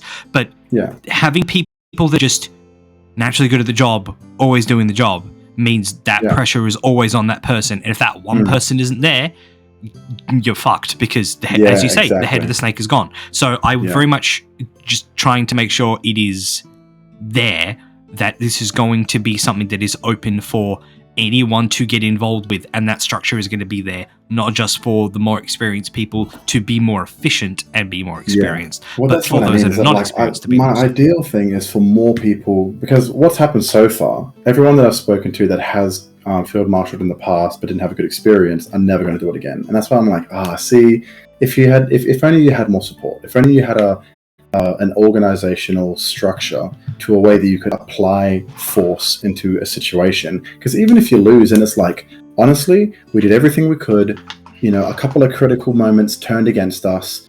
Damn it, I knew we should have bought more artisans oil. All right, fine. Those are the reasons why we lost. But if the reason why we lost is because no one effing knows what's happening, that's like as everyone else in the battle has a bad time, but that field marshal as well is like, I'm never doing that again. Like, at no point am I ever going to volunteer to do that again, because that was just a horrible situation. It was just, just an uncomfortable situation.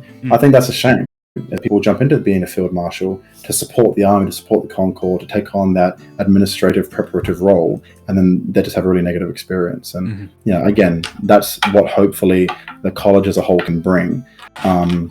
Is to provide that level of support, and we do have a fair amount of stuff going on. Like, for one thing, we're working with the Artisans Guild to have a standard supply of resources like artisans oil and battle plate, and like a stockpile of resources, so that we can bolster people if, for example, they're going into a big battle and we're like, this unit is being put front and center, but we're all pretty low health. It's like, cool, we've got these items. Take this is the bracelet that gives you the shield ability. Here's a shield because we've got spare of those two.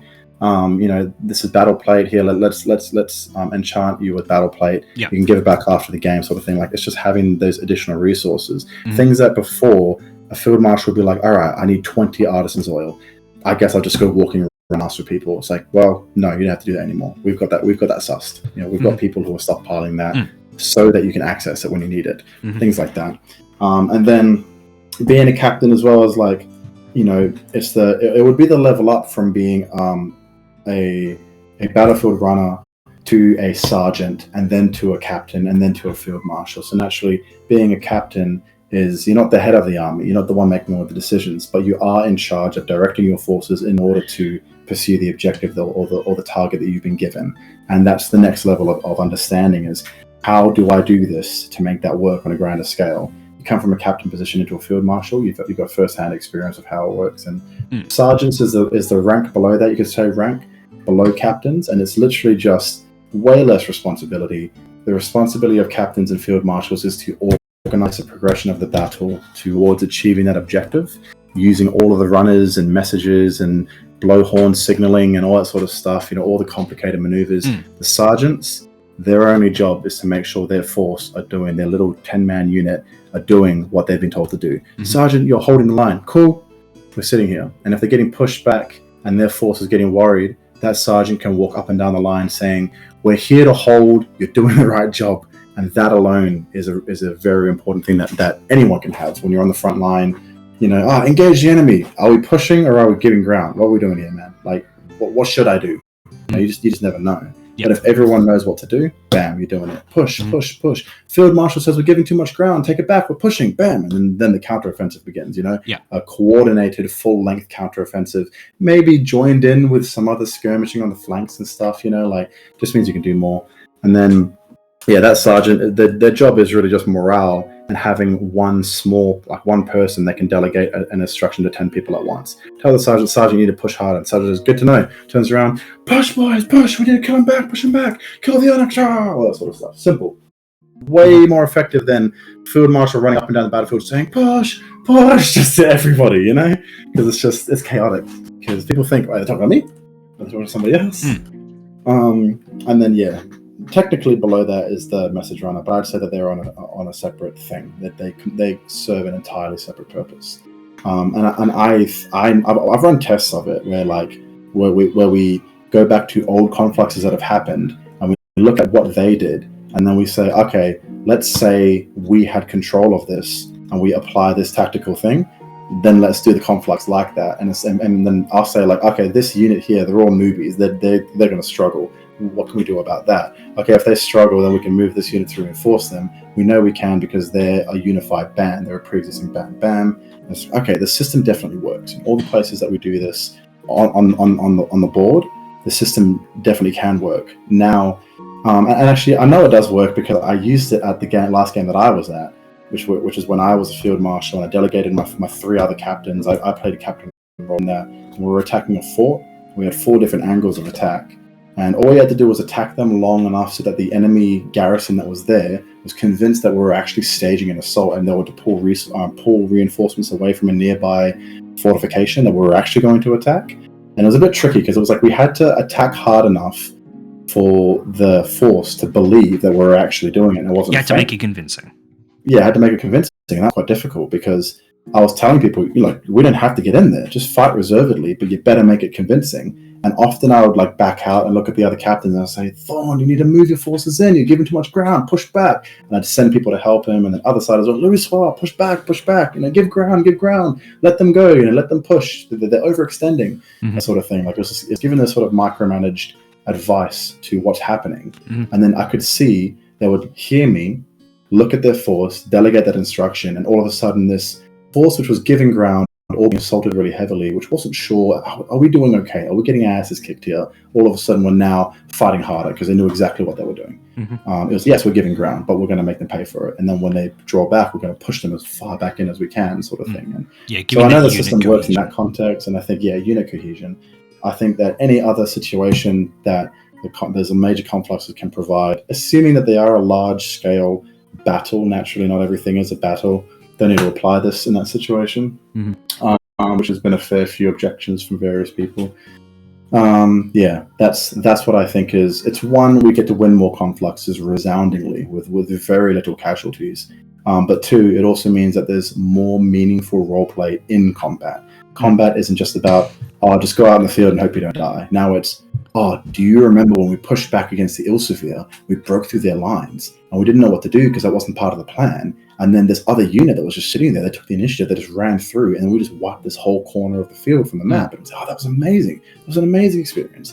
That's my pipe dream of what would happen by setting up the structure to be able to happen. Yeah, and I'm very much in that same vibe of when it comes to Concord, and I feel like because there's individual people I know that still do this, I would say in this context the right way, quote unquote, is combat at Concord is not, run out on a field, switch character brain off, and just, brain goes smooth, sword go burr, right? Yeah. It's, you're still playing a character, you're still playing a story. This is just another, I wouldn't even call Concord a coin anymore. It's not a two-sided coin. It's more like a four-sided dice, right? There's the political angle, there's your combative angle, economic angle, and then the social angle. All of these things come together, and all of it is under that same umbrella of you are playing a character, this is the story. What matters is what side of that dice you engage on. And if you're going to engage in the combat stuff, you're engaging in warfare against an enemy that if you fuck up and you fail, and I mean the royal you, not the individual you, but the royal you, if you fuck up and you fail, things can be really, really bad. And we're starting to see a little bit what that really, really bad can look like. We're going to see it in the Winds of the World that's coming, because it's going to be really, really bad. Which, as you say, and I agree, losing is still role play. Losing is still a thing. You can fail upward, and that's exactly how I think it should be approached. Is you're going to fail upward, and that's what I think. I think we can do that. I think definitely, I'm setting up situations because this is something to kind of overarch encompass the whole idea of what I'm trying to do. I'm not trying to make it so that we win every conflux. I think we can with these systems, but the purpose isn't to win the confluxes. It's not a metagaming thing. It's a how can we meaningfully make roleplay scenarios that win us or lose us confluxes in better ways. Because the biggest thing I'm seeing right now is people just getting toxic about major confluxes. No one wants to go on them. They can't just go because they have to, because you're meant to. Mm-hmm. And then all sorts of harebrained crap happens while they're out in the field. Like some guy, I was talking to him, I won't name any names, not because it's controversial or something bad happened, just because I feel like that's dodgy on a podcast. I don't know why.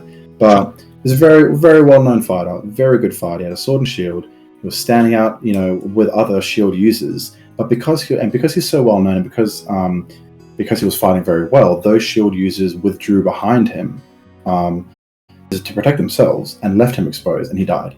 And it's insane that he died. He is such a good fighter. Mm-hmm. Like it's the only reason he died was because those people left him to die, pretty much, by doing that. Mm-hmm. And that sort of thing happens because people go in with this understanding of we're going to get our asses kicked. We're going to lose this fight no matter what. Just whatever you can do to survive. So when they see someone who is a brilliant fighter, they'll naturally just hide behind them or lean on them as a crutch, rather than what you should do. If you're a new LARP, if you're listening at this point, an hour and a half into the podcast, and you're a new LARPer, you're not a very good fighter, what you should do is support another very good fighter, is try and harass whoever they're fighting to open up ways for them to flourish more in that battle. Because good fighters have many avenues to make a change in a battlefield. They just need more opportunities. And if you're not a very good fighter, or if you're not a very experienced, what you can do is open avenues. What you can't do is take advantage of them, because that requires speed and skill and technique. But you can definitely throw your sword out in a bit of a wide arc to bring someone's shield down, and then that experienced LARPer is going to take advantage of that with a quick bap. They're going to smack it out of nowhere. Unfortunately, we get the thing of, I'm not as good as this person, I'm going to hide behind them. And it's like, see, it's the counterintuitive thing. What you want to do is the opposite of what your brain tells you to do. You want to push harder when you're getting attacked. You don't want to withdraw, that sort of thing. But yeah, again, a lot of what I wanted to talk about on this podcast was a lot of the culture, the mentality that LARPers bring into combat that I think just needs to fundamentally change, not to win confluxes, but so people can have a better time. Because I guarantee you, of those, let's say there's 5 people in that, the one in the middle being the experienced LARPer who died on that conflux, those other 4 didn't have a good time. They didn't think, what a relief he died instead of me. It was very much more like oh my gosh, he's dead, I'm going to die for sure. And they left, and it was just like, that was just chaos. I hated that. I hated every bit.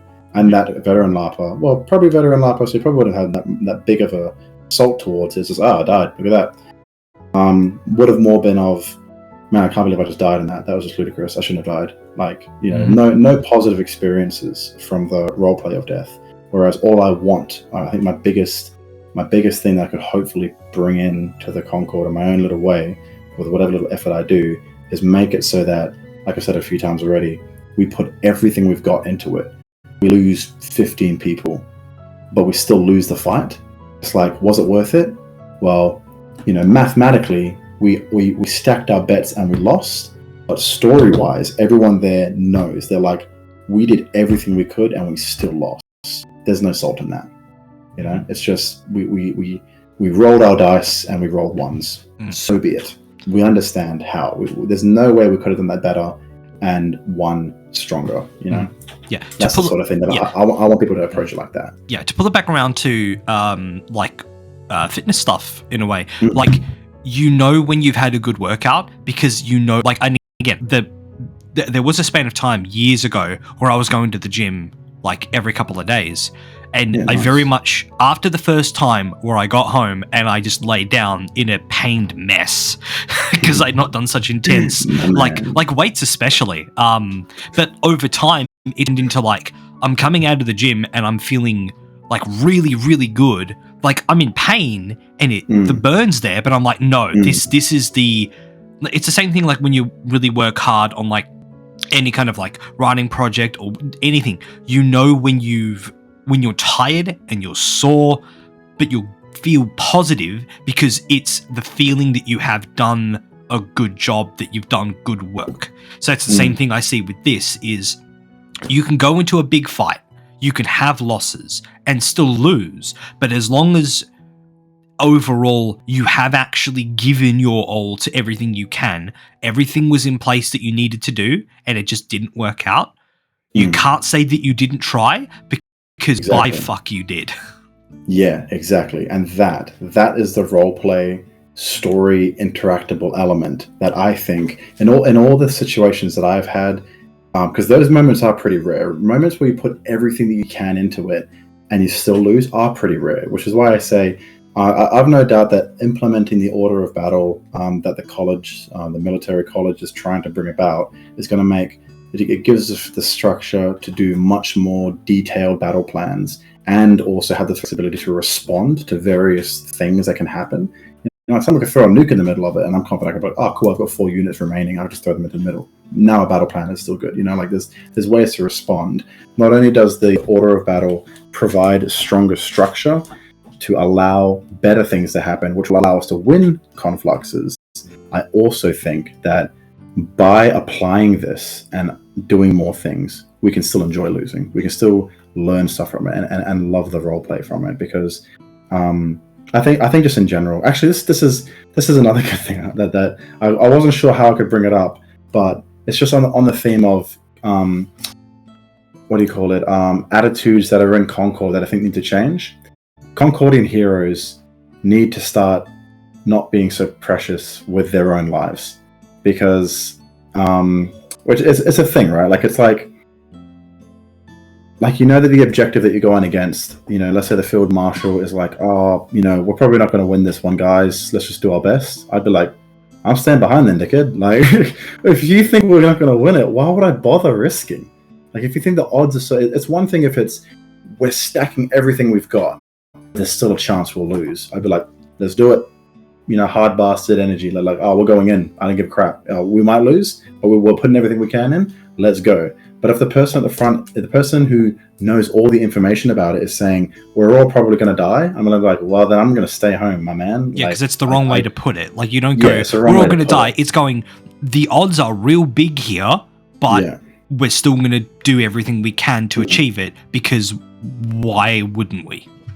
Yeah, so I think I would actually rather see more LARPers act that way, though, like in their own conflux thing. Like, if the field marshal has prepped the battle, and then they get out there and they're addressing everybody and they say, look, this fight's going to be really rough. Like, we're probably going to get like 40 dead people, but let's just do our best.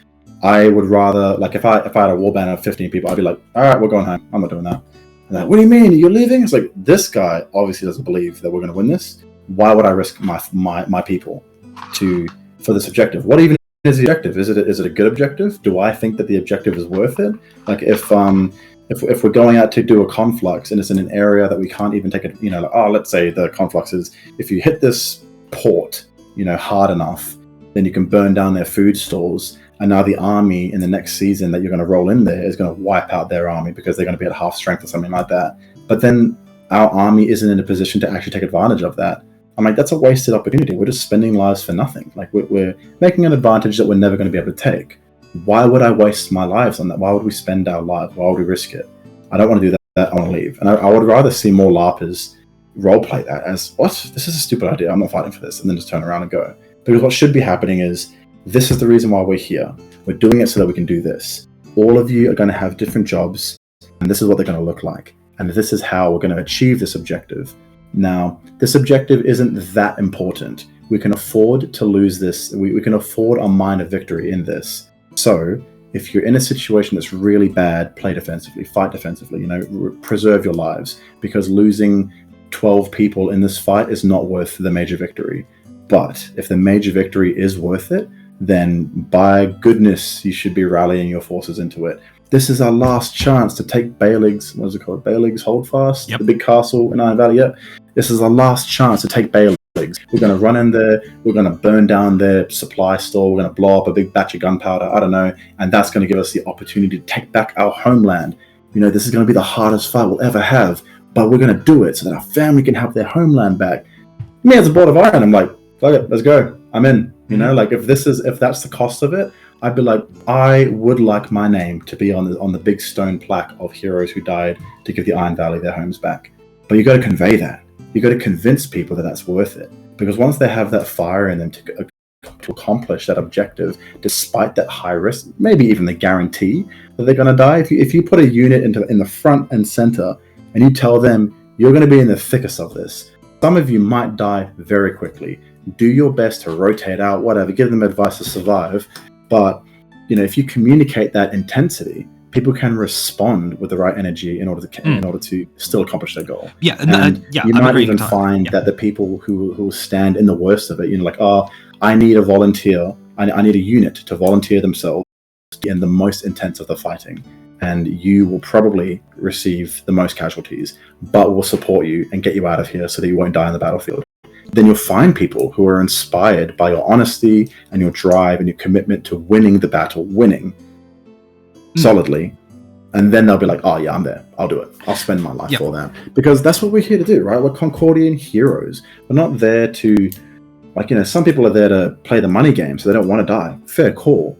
But if you're going onto the battlefield, you should be going with the understanding that at some point I might die. Is this worth my life? And every time you go out there, hopefully the answer should be yes. At some point, if I die and we achieve the victory, do I think that's worth it? If it's yes, it's an easy decision. If it's no, it's why the hell are you going out there then? Are you only going out there because it's biff time? Because that just seems like a missed opportunity for roleplay for me. Yep, I agree entirely. Like I had the exact same mentality in going on that minor conflux to go get that tablet. Is like I knew how important this thing was. Like this is taking a thing away from the enemy. This is giving us a new spell that will hopefully give us something to use against the enemy. Right? This is worth it. No, fuck it. If I die, no, fuck it. It's worth it. I didn't end up dying, and I ended up being one of the people that helped decipher that thing. And then after that, I've talked about my experience about this with other people in person, and I've done it on the podcast as well. Is previous summit, I astral projected into the realms beyond. And was that you? Yes, I was one of them. I was the guy that got a chunk of his soul ripped out. Yeah, nice. Right? Good job. That's amazing. Specifically did that, and the thing is, and again, player information for your listening viewers yourself, Zoram, purely player information at this point. Because again, the information of this is out there in game, but I'm just not sure how many people actually know this. Is there was a rule as a part of there were terms and conditions with this experiment, and one of those rules was if shit looks bad, leave. Yeah. I went in the second time with a specific goal in mind. Didn't happen. The bad thing happened. I saw the wolf, and I should have just left.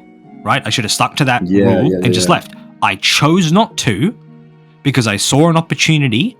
I very much knew the risk, but it came down to I'm one person. I'm not super important. This is worthwhile me to take this risk.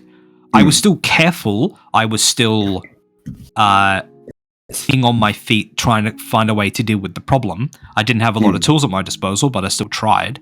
Part of it, I'm not gonna lie, was I got a little bit. I had a bit of bloodlust. Because like that old chestnut. Yeah, like coming as someone that can't fight for medical reasons due to my disability, I can't. I cannot fight unless it is in like a really, really controlled environment. Yeah. But absolutely. This was theater of the mind. I could do whatever the fuck I wanted. Right? So I'm like, oh, you have given me an addiction that I now have to satisfy. Yeah. Which is partially why I did. I'm like, no, this is cool. Fuck it. Yeah. Ended up leaving. Got seriously injured from it. It might actually kill me. But that was still cool. But it came down to in getting the blessings from the different high priests. When having the one from Harlig being the high priest of Servitus, this one actually scared me because it was Harlig, right? Yeah. Like partially because it was Harlig, but also the questions he was asking as part of that blessing were, what did you do? And saying, why did you do this? And he asked it a couple of times. It is very much in the tone of, why did you do this? right? Yeah. And it felt like, I feel like I'm being berated by a parent. Yeah. And then the fear, and then the That's fear funny. clicked, and it hit me. Wait a minute, why did I do this? And then I knew immediately, because this is a chance we can learn about our enemy and take an advantage away from them.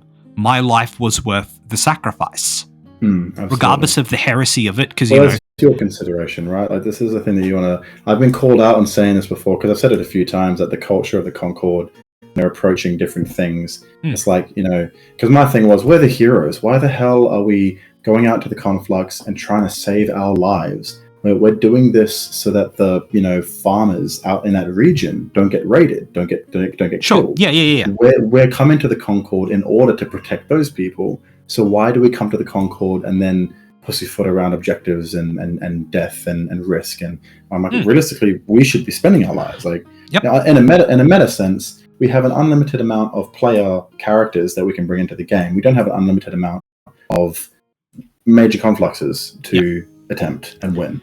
So that was my initial thing, and I've been called out because people have said, "Oh, you can't spend other people's lives on an objective," and I'm like, "Well, we're not we're not a militia where we've gone and rounded up a bunch of people from their farms and forced them to come to the conflux, armed them, taken them to a major conflux. People have gone there voluntarily, which is why I was saying before, if you think that the objective isn't worth it, leave. Don't do the conflux. Like, make a point of being like, why do we keep choosing stupid fights? For example. I think that element is that everyone's there voluntarily, and if you walk through that portal, you're there first and foremost because you believe that the objective is worth it, and secondly to support the field marshal and their battle plan to approach and secure it. And if you're not both of those things, why the bloody hell are you out in the conflux? And if you are both of those things, why are you acting that way? I think it's just like I said, it's a culture thing. It's people not being aware of some key battle things, which is aggression is key. When you're getting attacked and you're holding a defensive position, you want to countercharge so you have more space. It's things that require it requires you being taught those things. Otherwise, you just don't know, and you don't act in the way that you're meant to be acting, or realistically you should be acting. The point I was coming to with me giving an anecdotal story was, I knew the risk, saw the opportunity to learn to achieve an objective, though it would mean my life, and thusly failure of that objective. It was still worth it because I knew the risk, right? I assessed the situation, made the tactical decision, took the risk, did it, got, not really a, what would be the term? I guess karma, karma kicked in. I did something stupid happened consequences. to me. Yeah, exactly, right? I suffered the consequences, but it was ultimately worth it and ended up actually giving us possibly new information as time's going to go on, because I was willing to push, because I could have pulled the pin, pulled that ripcord and just ran. I absolutely could have, and by the setup of the experiment, I should have. By choosing not to, I learned more and took that risk because it was worth it. And I agree with this entirely. Is same thing. Is if you're looking at a situation where pushing hard is going to get you so much more and is achievable if you push hard enough and think tactically enough, that's worth it. But if it's this thing is not, this skirmish or whatever, like, this is not like absolutely super important, it's okay that we lose this, then go in with a mentality of like, all right, let's put in a plan to achieve the objective, put these things in place, execute it. If it doesn't look like it's going to work, bolt. Just leave, because it's not worth, doing that heroic last stand thing. It's not worth it more often than not. Sometimes it is, sometimes it needs to be done, but that often only comes because there hasn't been clear enough communication, and things have gone from 0 to 100 to a level that the commanders aren't able to hold. That's like 99% of the time. That's exactly what has happened. Well, actually, every time there's been a couple of times. Johnny Radovanovich ran a conflux way back where he just pretty much thought 3 steps ahead. He goes, "Oh, we need to win. We've got 3 battles to win as part of this conflux. Let's win this one and this one, and then that way we don't have to risk losing the last one." And he obliquely all his forces. He unevenly stacked his forces so that he would win this one and this one, and that was the way that like it was smart, it was clever. It won the battle. It was resounding, solid. Afterwards, I don't know if it's a thing of culture or if it's just like zero training. I play a heckload of Total War Warhammer, and that's exactly how you win those battles. Unit based for sure, but understanding where you're strong and where you're weak and applying those things. What Johnny did there, that's what happened. Every other time where some other battle happened, it was Skaven tactics. Throw everybody into the middle. But Skaven rely on their heroes. We don't have heroes that strong. That's why we struggle with using the same tactics. Like we're treating all of our normal units as chaff, throwing them in to just chaff up the enemy lines, but we don't have that back pocket, ability to send either a strong hero in to wipe up the enemy or a strong ability to wipe them all out. We just lack those.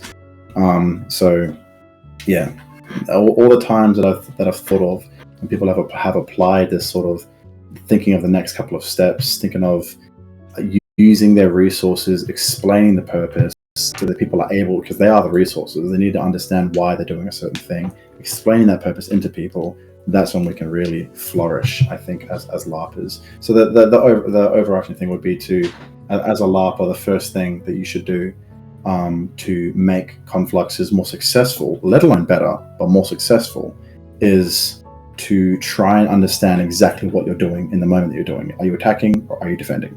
Or rather, because defending isn't, this is the thing, I don't even use the word defending. Defending isn't standing in a line. You're either giving ground or you're taking it. And if you're not taking it or giving it, you're standing there not fighting, because there's no reason to give or take, right? So if you're a general LARPer listening to this and you want to do better on confluxes, you're either driving the enemy from the field and taking ground, or if you're not doing that, you're slowly giving ground so that the enemy can't absolutely destroy you by colliding, just standing there and taking hits. That's just something that you should just never do. You're either taking hits and giving them in an attack, or you're withdrawing and fighting defensively and not getting hit, but giving that ground, which is what allows you to not get hit, is giving ground. And then countercharging so that you have more ground to give, that sort of thing. Yep. Those two things is that even if we were to still use this big blob mentality of applying our forces and that sort of thing without any additional structure, without any additional battle plans, we'll do better just by that, just by pushing and giving, pushing and giving, pushing and giving, doing the exact same thing that we have done. We'll be more successful. We can be immensely more successful by having additional opportunities to make openings and take advantage of them, just like if you're fighting one-on-one. Yeah, definitely agree. Damn, I feel like we're going to be talking about much fight stuff, to be honest. Yeah, but okay. We need to wrap it up too. Yeah, I mean, so do I. I've got my right. Oh, that's right. It's up. Yeah. So no, but it's fine because we've still, though we've not followed, question my question. We've still covered everything pretty much I wanted to go over anyway. As far as I'm, because again, the point was to cover fighting culture, what it was, what it is, and what you'd like to see it become. We pretty much covered all of that. Yeah. In its own squiggly wiggly way. Which is my favorite way. Just sometimes you just got to squiggle it and it's fine. So no, ultimately no. I call that. I'd call that done. I feel like we're good. Unless anyone on the chat has got any questions they want to throw out, or yourself, Zoram, you've got any closing remarks you want to throw out. I feel like we're done. That's good. I'm very happy about how that went. Well, the culture talk. I think at some point I'd like to maybe just follow Chieftain Ubi, which is my Instagram, and start watching me post up videos and stuff about combat form and how to fight, specifically how to fight. Because there's not really much you can do on an audio podcast in order to show this is the position that you want. This is how to how to start from zero and come up from that sort of combat effective, that sort of thing. That's definitely something that I do want to do more of. I'm currently working, like I think I mentioned earlier, currently working on a personal training style, or at least similarly focused thing that teaches new LARPers the fundamentals of battlefield, not battlefield, even dueling, just combat focus, one-on-one or group combat, movement and positioning and striking, and the importance of hips and the kinetic chain movements that drive energy through strikes so that you're able to move them quicker, safer, safer for your joints. That is quicker. Naturally, you don't want to smack someone across the head because you're trying to hit their shoulder. Yeah. But more efficient striking. I want to do more things like that and teach people. One thing that I always do in my life experience is look at historical precedents and see if translate into LARP, because LARP is somewhat fantasy based. But my favorite thing about Concord is that whether they've done it on purpose or not, they've ushered in a whole bunch of historical precedents, things that like people care about their lives now, so they're not running into battle heedlessly. Things like that. We've got economic systems that are being affected by like traits and effects that happen in real life. We've got a Senate that if they overspend the budget, we start suffering drastically on the international scale. Yeah, we got cultural mindsets like that sort of change the way you approach combat stuff. I think it's amazing. Like if I'm a Border-Varian, if I was a Border-Varian field marshal and I want to lead Laurent and Mary, it'd be very difficult because I'm a noble, and Laurent and Mary have bad relations with nobles. So having that friction is story, it's role play, and it's amazing. It's easily it's the reason why Concord is kind of the only thing I'm focusing on right now. I've got other things going on in my life. PT is a hell of a thing to do because the work schedule is so sporadic. So it doesn't leave me up with a lot of free evenings to do other training nights and whatnot. But just because of this aspect, I've always thought of when I was running a Viking, I'm going to have some fantasy elements to my costuming. But when I chainmail, I want it to sit like this because that's chainmail. If I'm wearing plate, this is a massive contributor to how people LARP, is that when you wear plate armor, you should consider what period it's modeled off, what style the breastplate is, because that will affect what training techniques you can use, what equipment loadout you can use. A rough one is that Border-Varians use these big-ass shields, and they're running around with a lot of heavy armor, but too late into the century, when you get into that period of heavy armor, it starts restricting your mobility. And the big shield you're using is like 11th century chainmail knight armor. You would have more mobility, but you'll be slower, which is why the big shield is more effective. But the later you get, the smaller the shields get. The because the more armor you're wearing. Yeah, exactly. More armor. Your mobility is just different. There's different things you can do. Yeah, absolutely. And being aware of that means that you can really take advantage of certain training styles. Like one thing that I do is teach people different types of shield guards and shield techniques based on what's most effective, but what their character does. When I was a Viking, I used to fight wildly. I would actively try and be as savage as possible. I'd drop my shoulders, I'd kind of tilt my chin up, trying to intimidate, like that, fight like a wolf sort of thing. And then really kind of like drunken boxing, like momentum assisted shoulder movements, just things to make myself look fluid, because I think if a barbarian doesn't have strict technique, it's just natural instinct and fluidity. So that's what I want to do. And I trained myself to fight like that. When I started moving into this knightly sort of thing, I thought, okay, how would a knight fight? Okay, if they're using a single sword, it will be very fencing style. But the later go into the period, the shield combinations that they will do are very HEMA sort of one-on-one things. So I started working that as well. And now I see, okay, there's pros and cons to these different styles. But what I sure as hell cannot do is use a round shield in 15th century plate armor, because it just hurts. It just doesn't work. It doesn't work as well as using that same shield with the same armor that you would wear back in that time wearing normal chainmail, because you definitely can do it. Using certain strap shields, shield gauges and then gauge straps and that sort of thing. It's just, there's a lot to go into. But it's easily the thing where if you take that same consideration and apply it to your costuming, you'll find your combat effectiveness just skyrockets, because all of a sudden now all the elements of your kit are actually working together instead of against each other. Your pauldrons and your breastplate aren't getting in the way of your arm, because you're making different strikes that are made for that style of armor. And that's the best thing you can do, I think. You just find your combat helps you to stay in character, and you tend to appreciate your kit more because you know why it's there. You know how to wear it better because there's reasons why they had stitching this way for you, and reasons why they had this large pauldron as opposed to small pauldrons, things like that. Yeah, definitely. All right. But yeah, I want to go about that sort of stuff on my Instagram. Definitely. Start sharing some of that out there. Yeah, and speaking of that, please go check out that Instagram. Reach out to Zoram. I guarantee he'll point you in the right direction where to go for it. Because no, I 100% super cool stuff. Anything that can help deepen aspects of this game in sort of roleplay sense and sort of in-game sense that can kind of keep you immersed in the game as much as possible, I think is definitely an upside. And you're doing a hell of a lot of work to do that kind of stuff. And not just a fair amount. Yeah, it's really, really impressive to see. It's very, very cool stuff. I appreciate that. Right, so any of y'all that's watched this thus far, still here, have buggered off and come back, thank you very much for checking out this episode of Wanderer's Guide to Esterra. Like I said, Winds of the World will be coming out soon. I'll be pinging around for people to jump in to check out that kind of thing. Don't forget, there'll also more than likely be the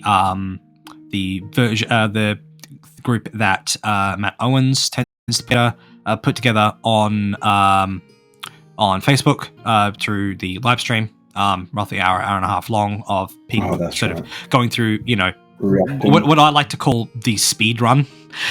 Because I look at the last one I did for this and it was like near 7 hours, which is like going over every single little thing, talking about every single little thing with just 3 people.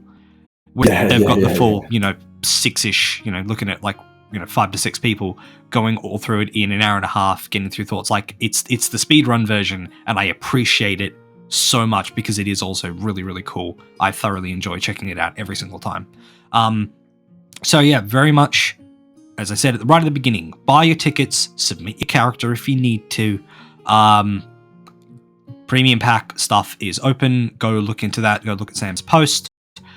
We've only got 2 trainings left, and we've only got 3 weeks till game. So get your stuff together, get your things ready. That's terrifying. Yes, it is. I've reached a point where the fear does not exist in me anymore for that. Like I brush that off. I externally brush it off. Internally, I still stress. I just don't feel it, which is nice. It's a point now where it's like a deep subconscious thing where I'm not really feeling it. If it happens, it happens. I'm gonna forget something. Oh, there's a phrase in Maori for that. It's he hatia. Tia is like a post. What do you call it? The thing that comes after the word. That means like the essence of it. And aha is like what, and so it's kind of like so what, but it's like a physical level above that, which is like, and what is even what? Like, like what even is the care of the what? Like it's so meh. So what? You sound like a philosophy textbook. Yeah, it's good. It's good. Yeah, Maori idioms are great because they're just so. It's a very contextual language as is, but it's just so like some things are so vague, but they're so specific and. Like understanding it is like the most satisfying thing. Yeah, I remember my dad used to say, "Hea hatia." Oh, so what? They bought you hea hatia. Like, what does it even mean, man? So what? It's not. But if it's not so, I got to deal with it. He's like, no, you think about it. Who cares? Well, so what? Let the breeze don't overthink it. Yeah, don't overthink it. Yeah. All right. Well, thank you very much, Zoram, for coming on. Thank you very much for reaching out to do it. This has been super good.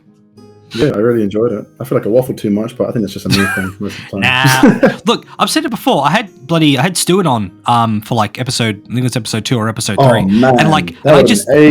The thing is though, I just let him talk half the time. It was great. Yeah. It's perfect because again, it's what I wanted him to do. I wanted him to come on, talk this thing he knew a hell of a lot more about than me.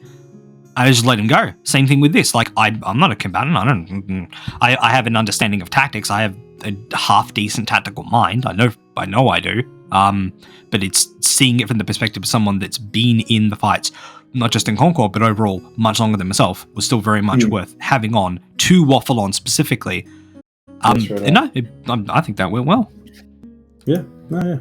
I think I budgeted like about an hour, maybe I think it's 2.1. Yeah, so 2 hours towards it. So I think we did well. Yeah. Excellent. All right. Well, thank you all for listening to this. I'll get the VOD up probably at some point tomorrow if I'm not too hungover. As I do have a stag night tonight. I'm probably not going to drink too much, but still.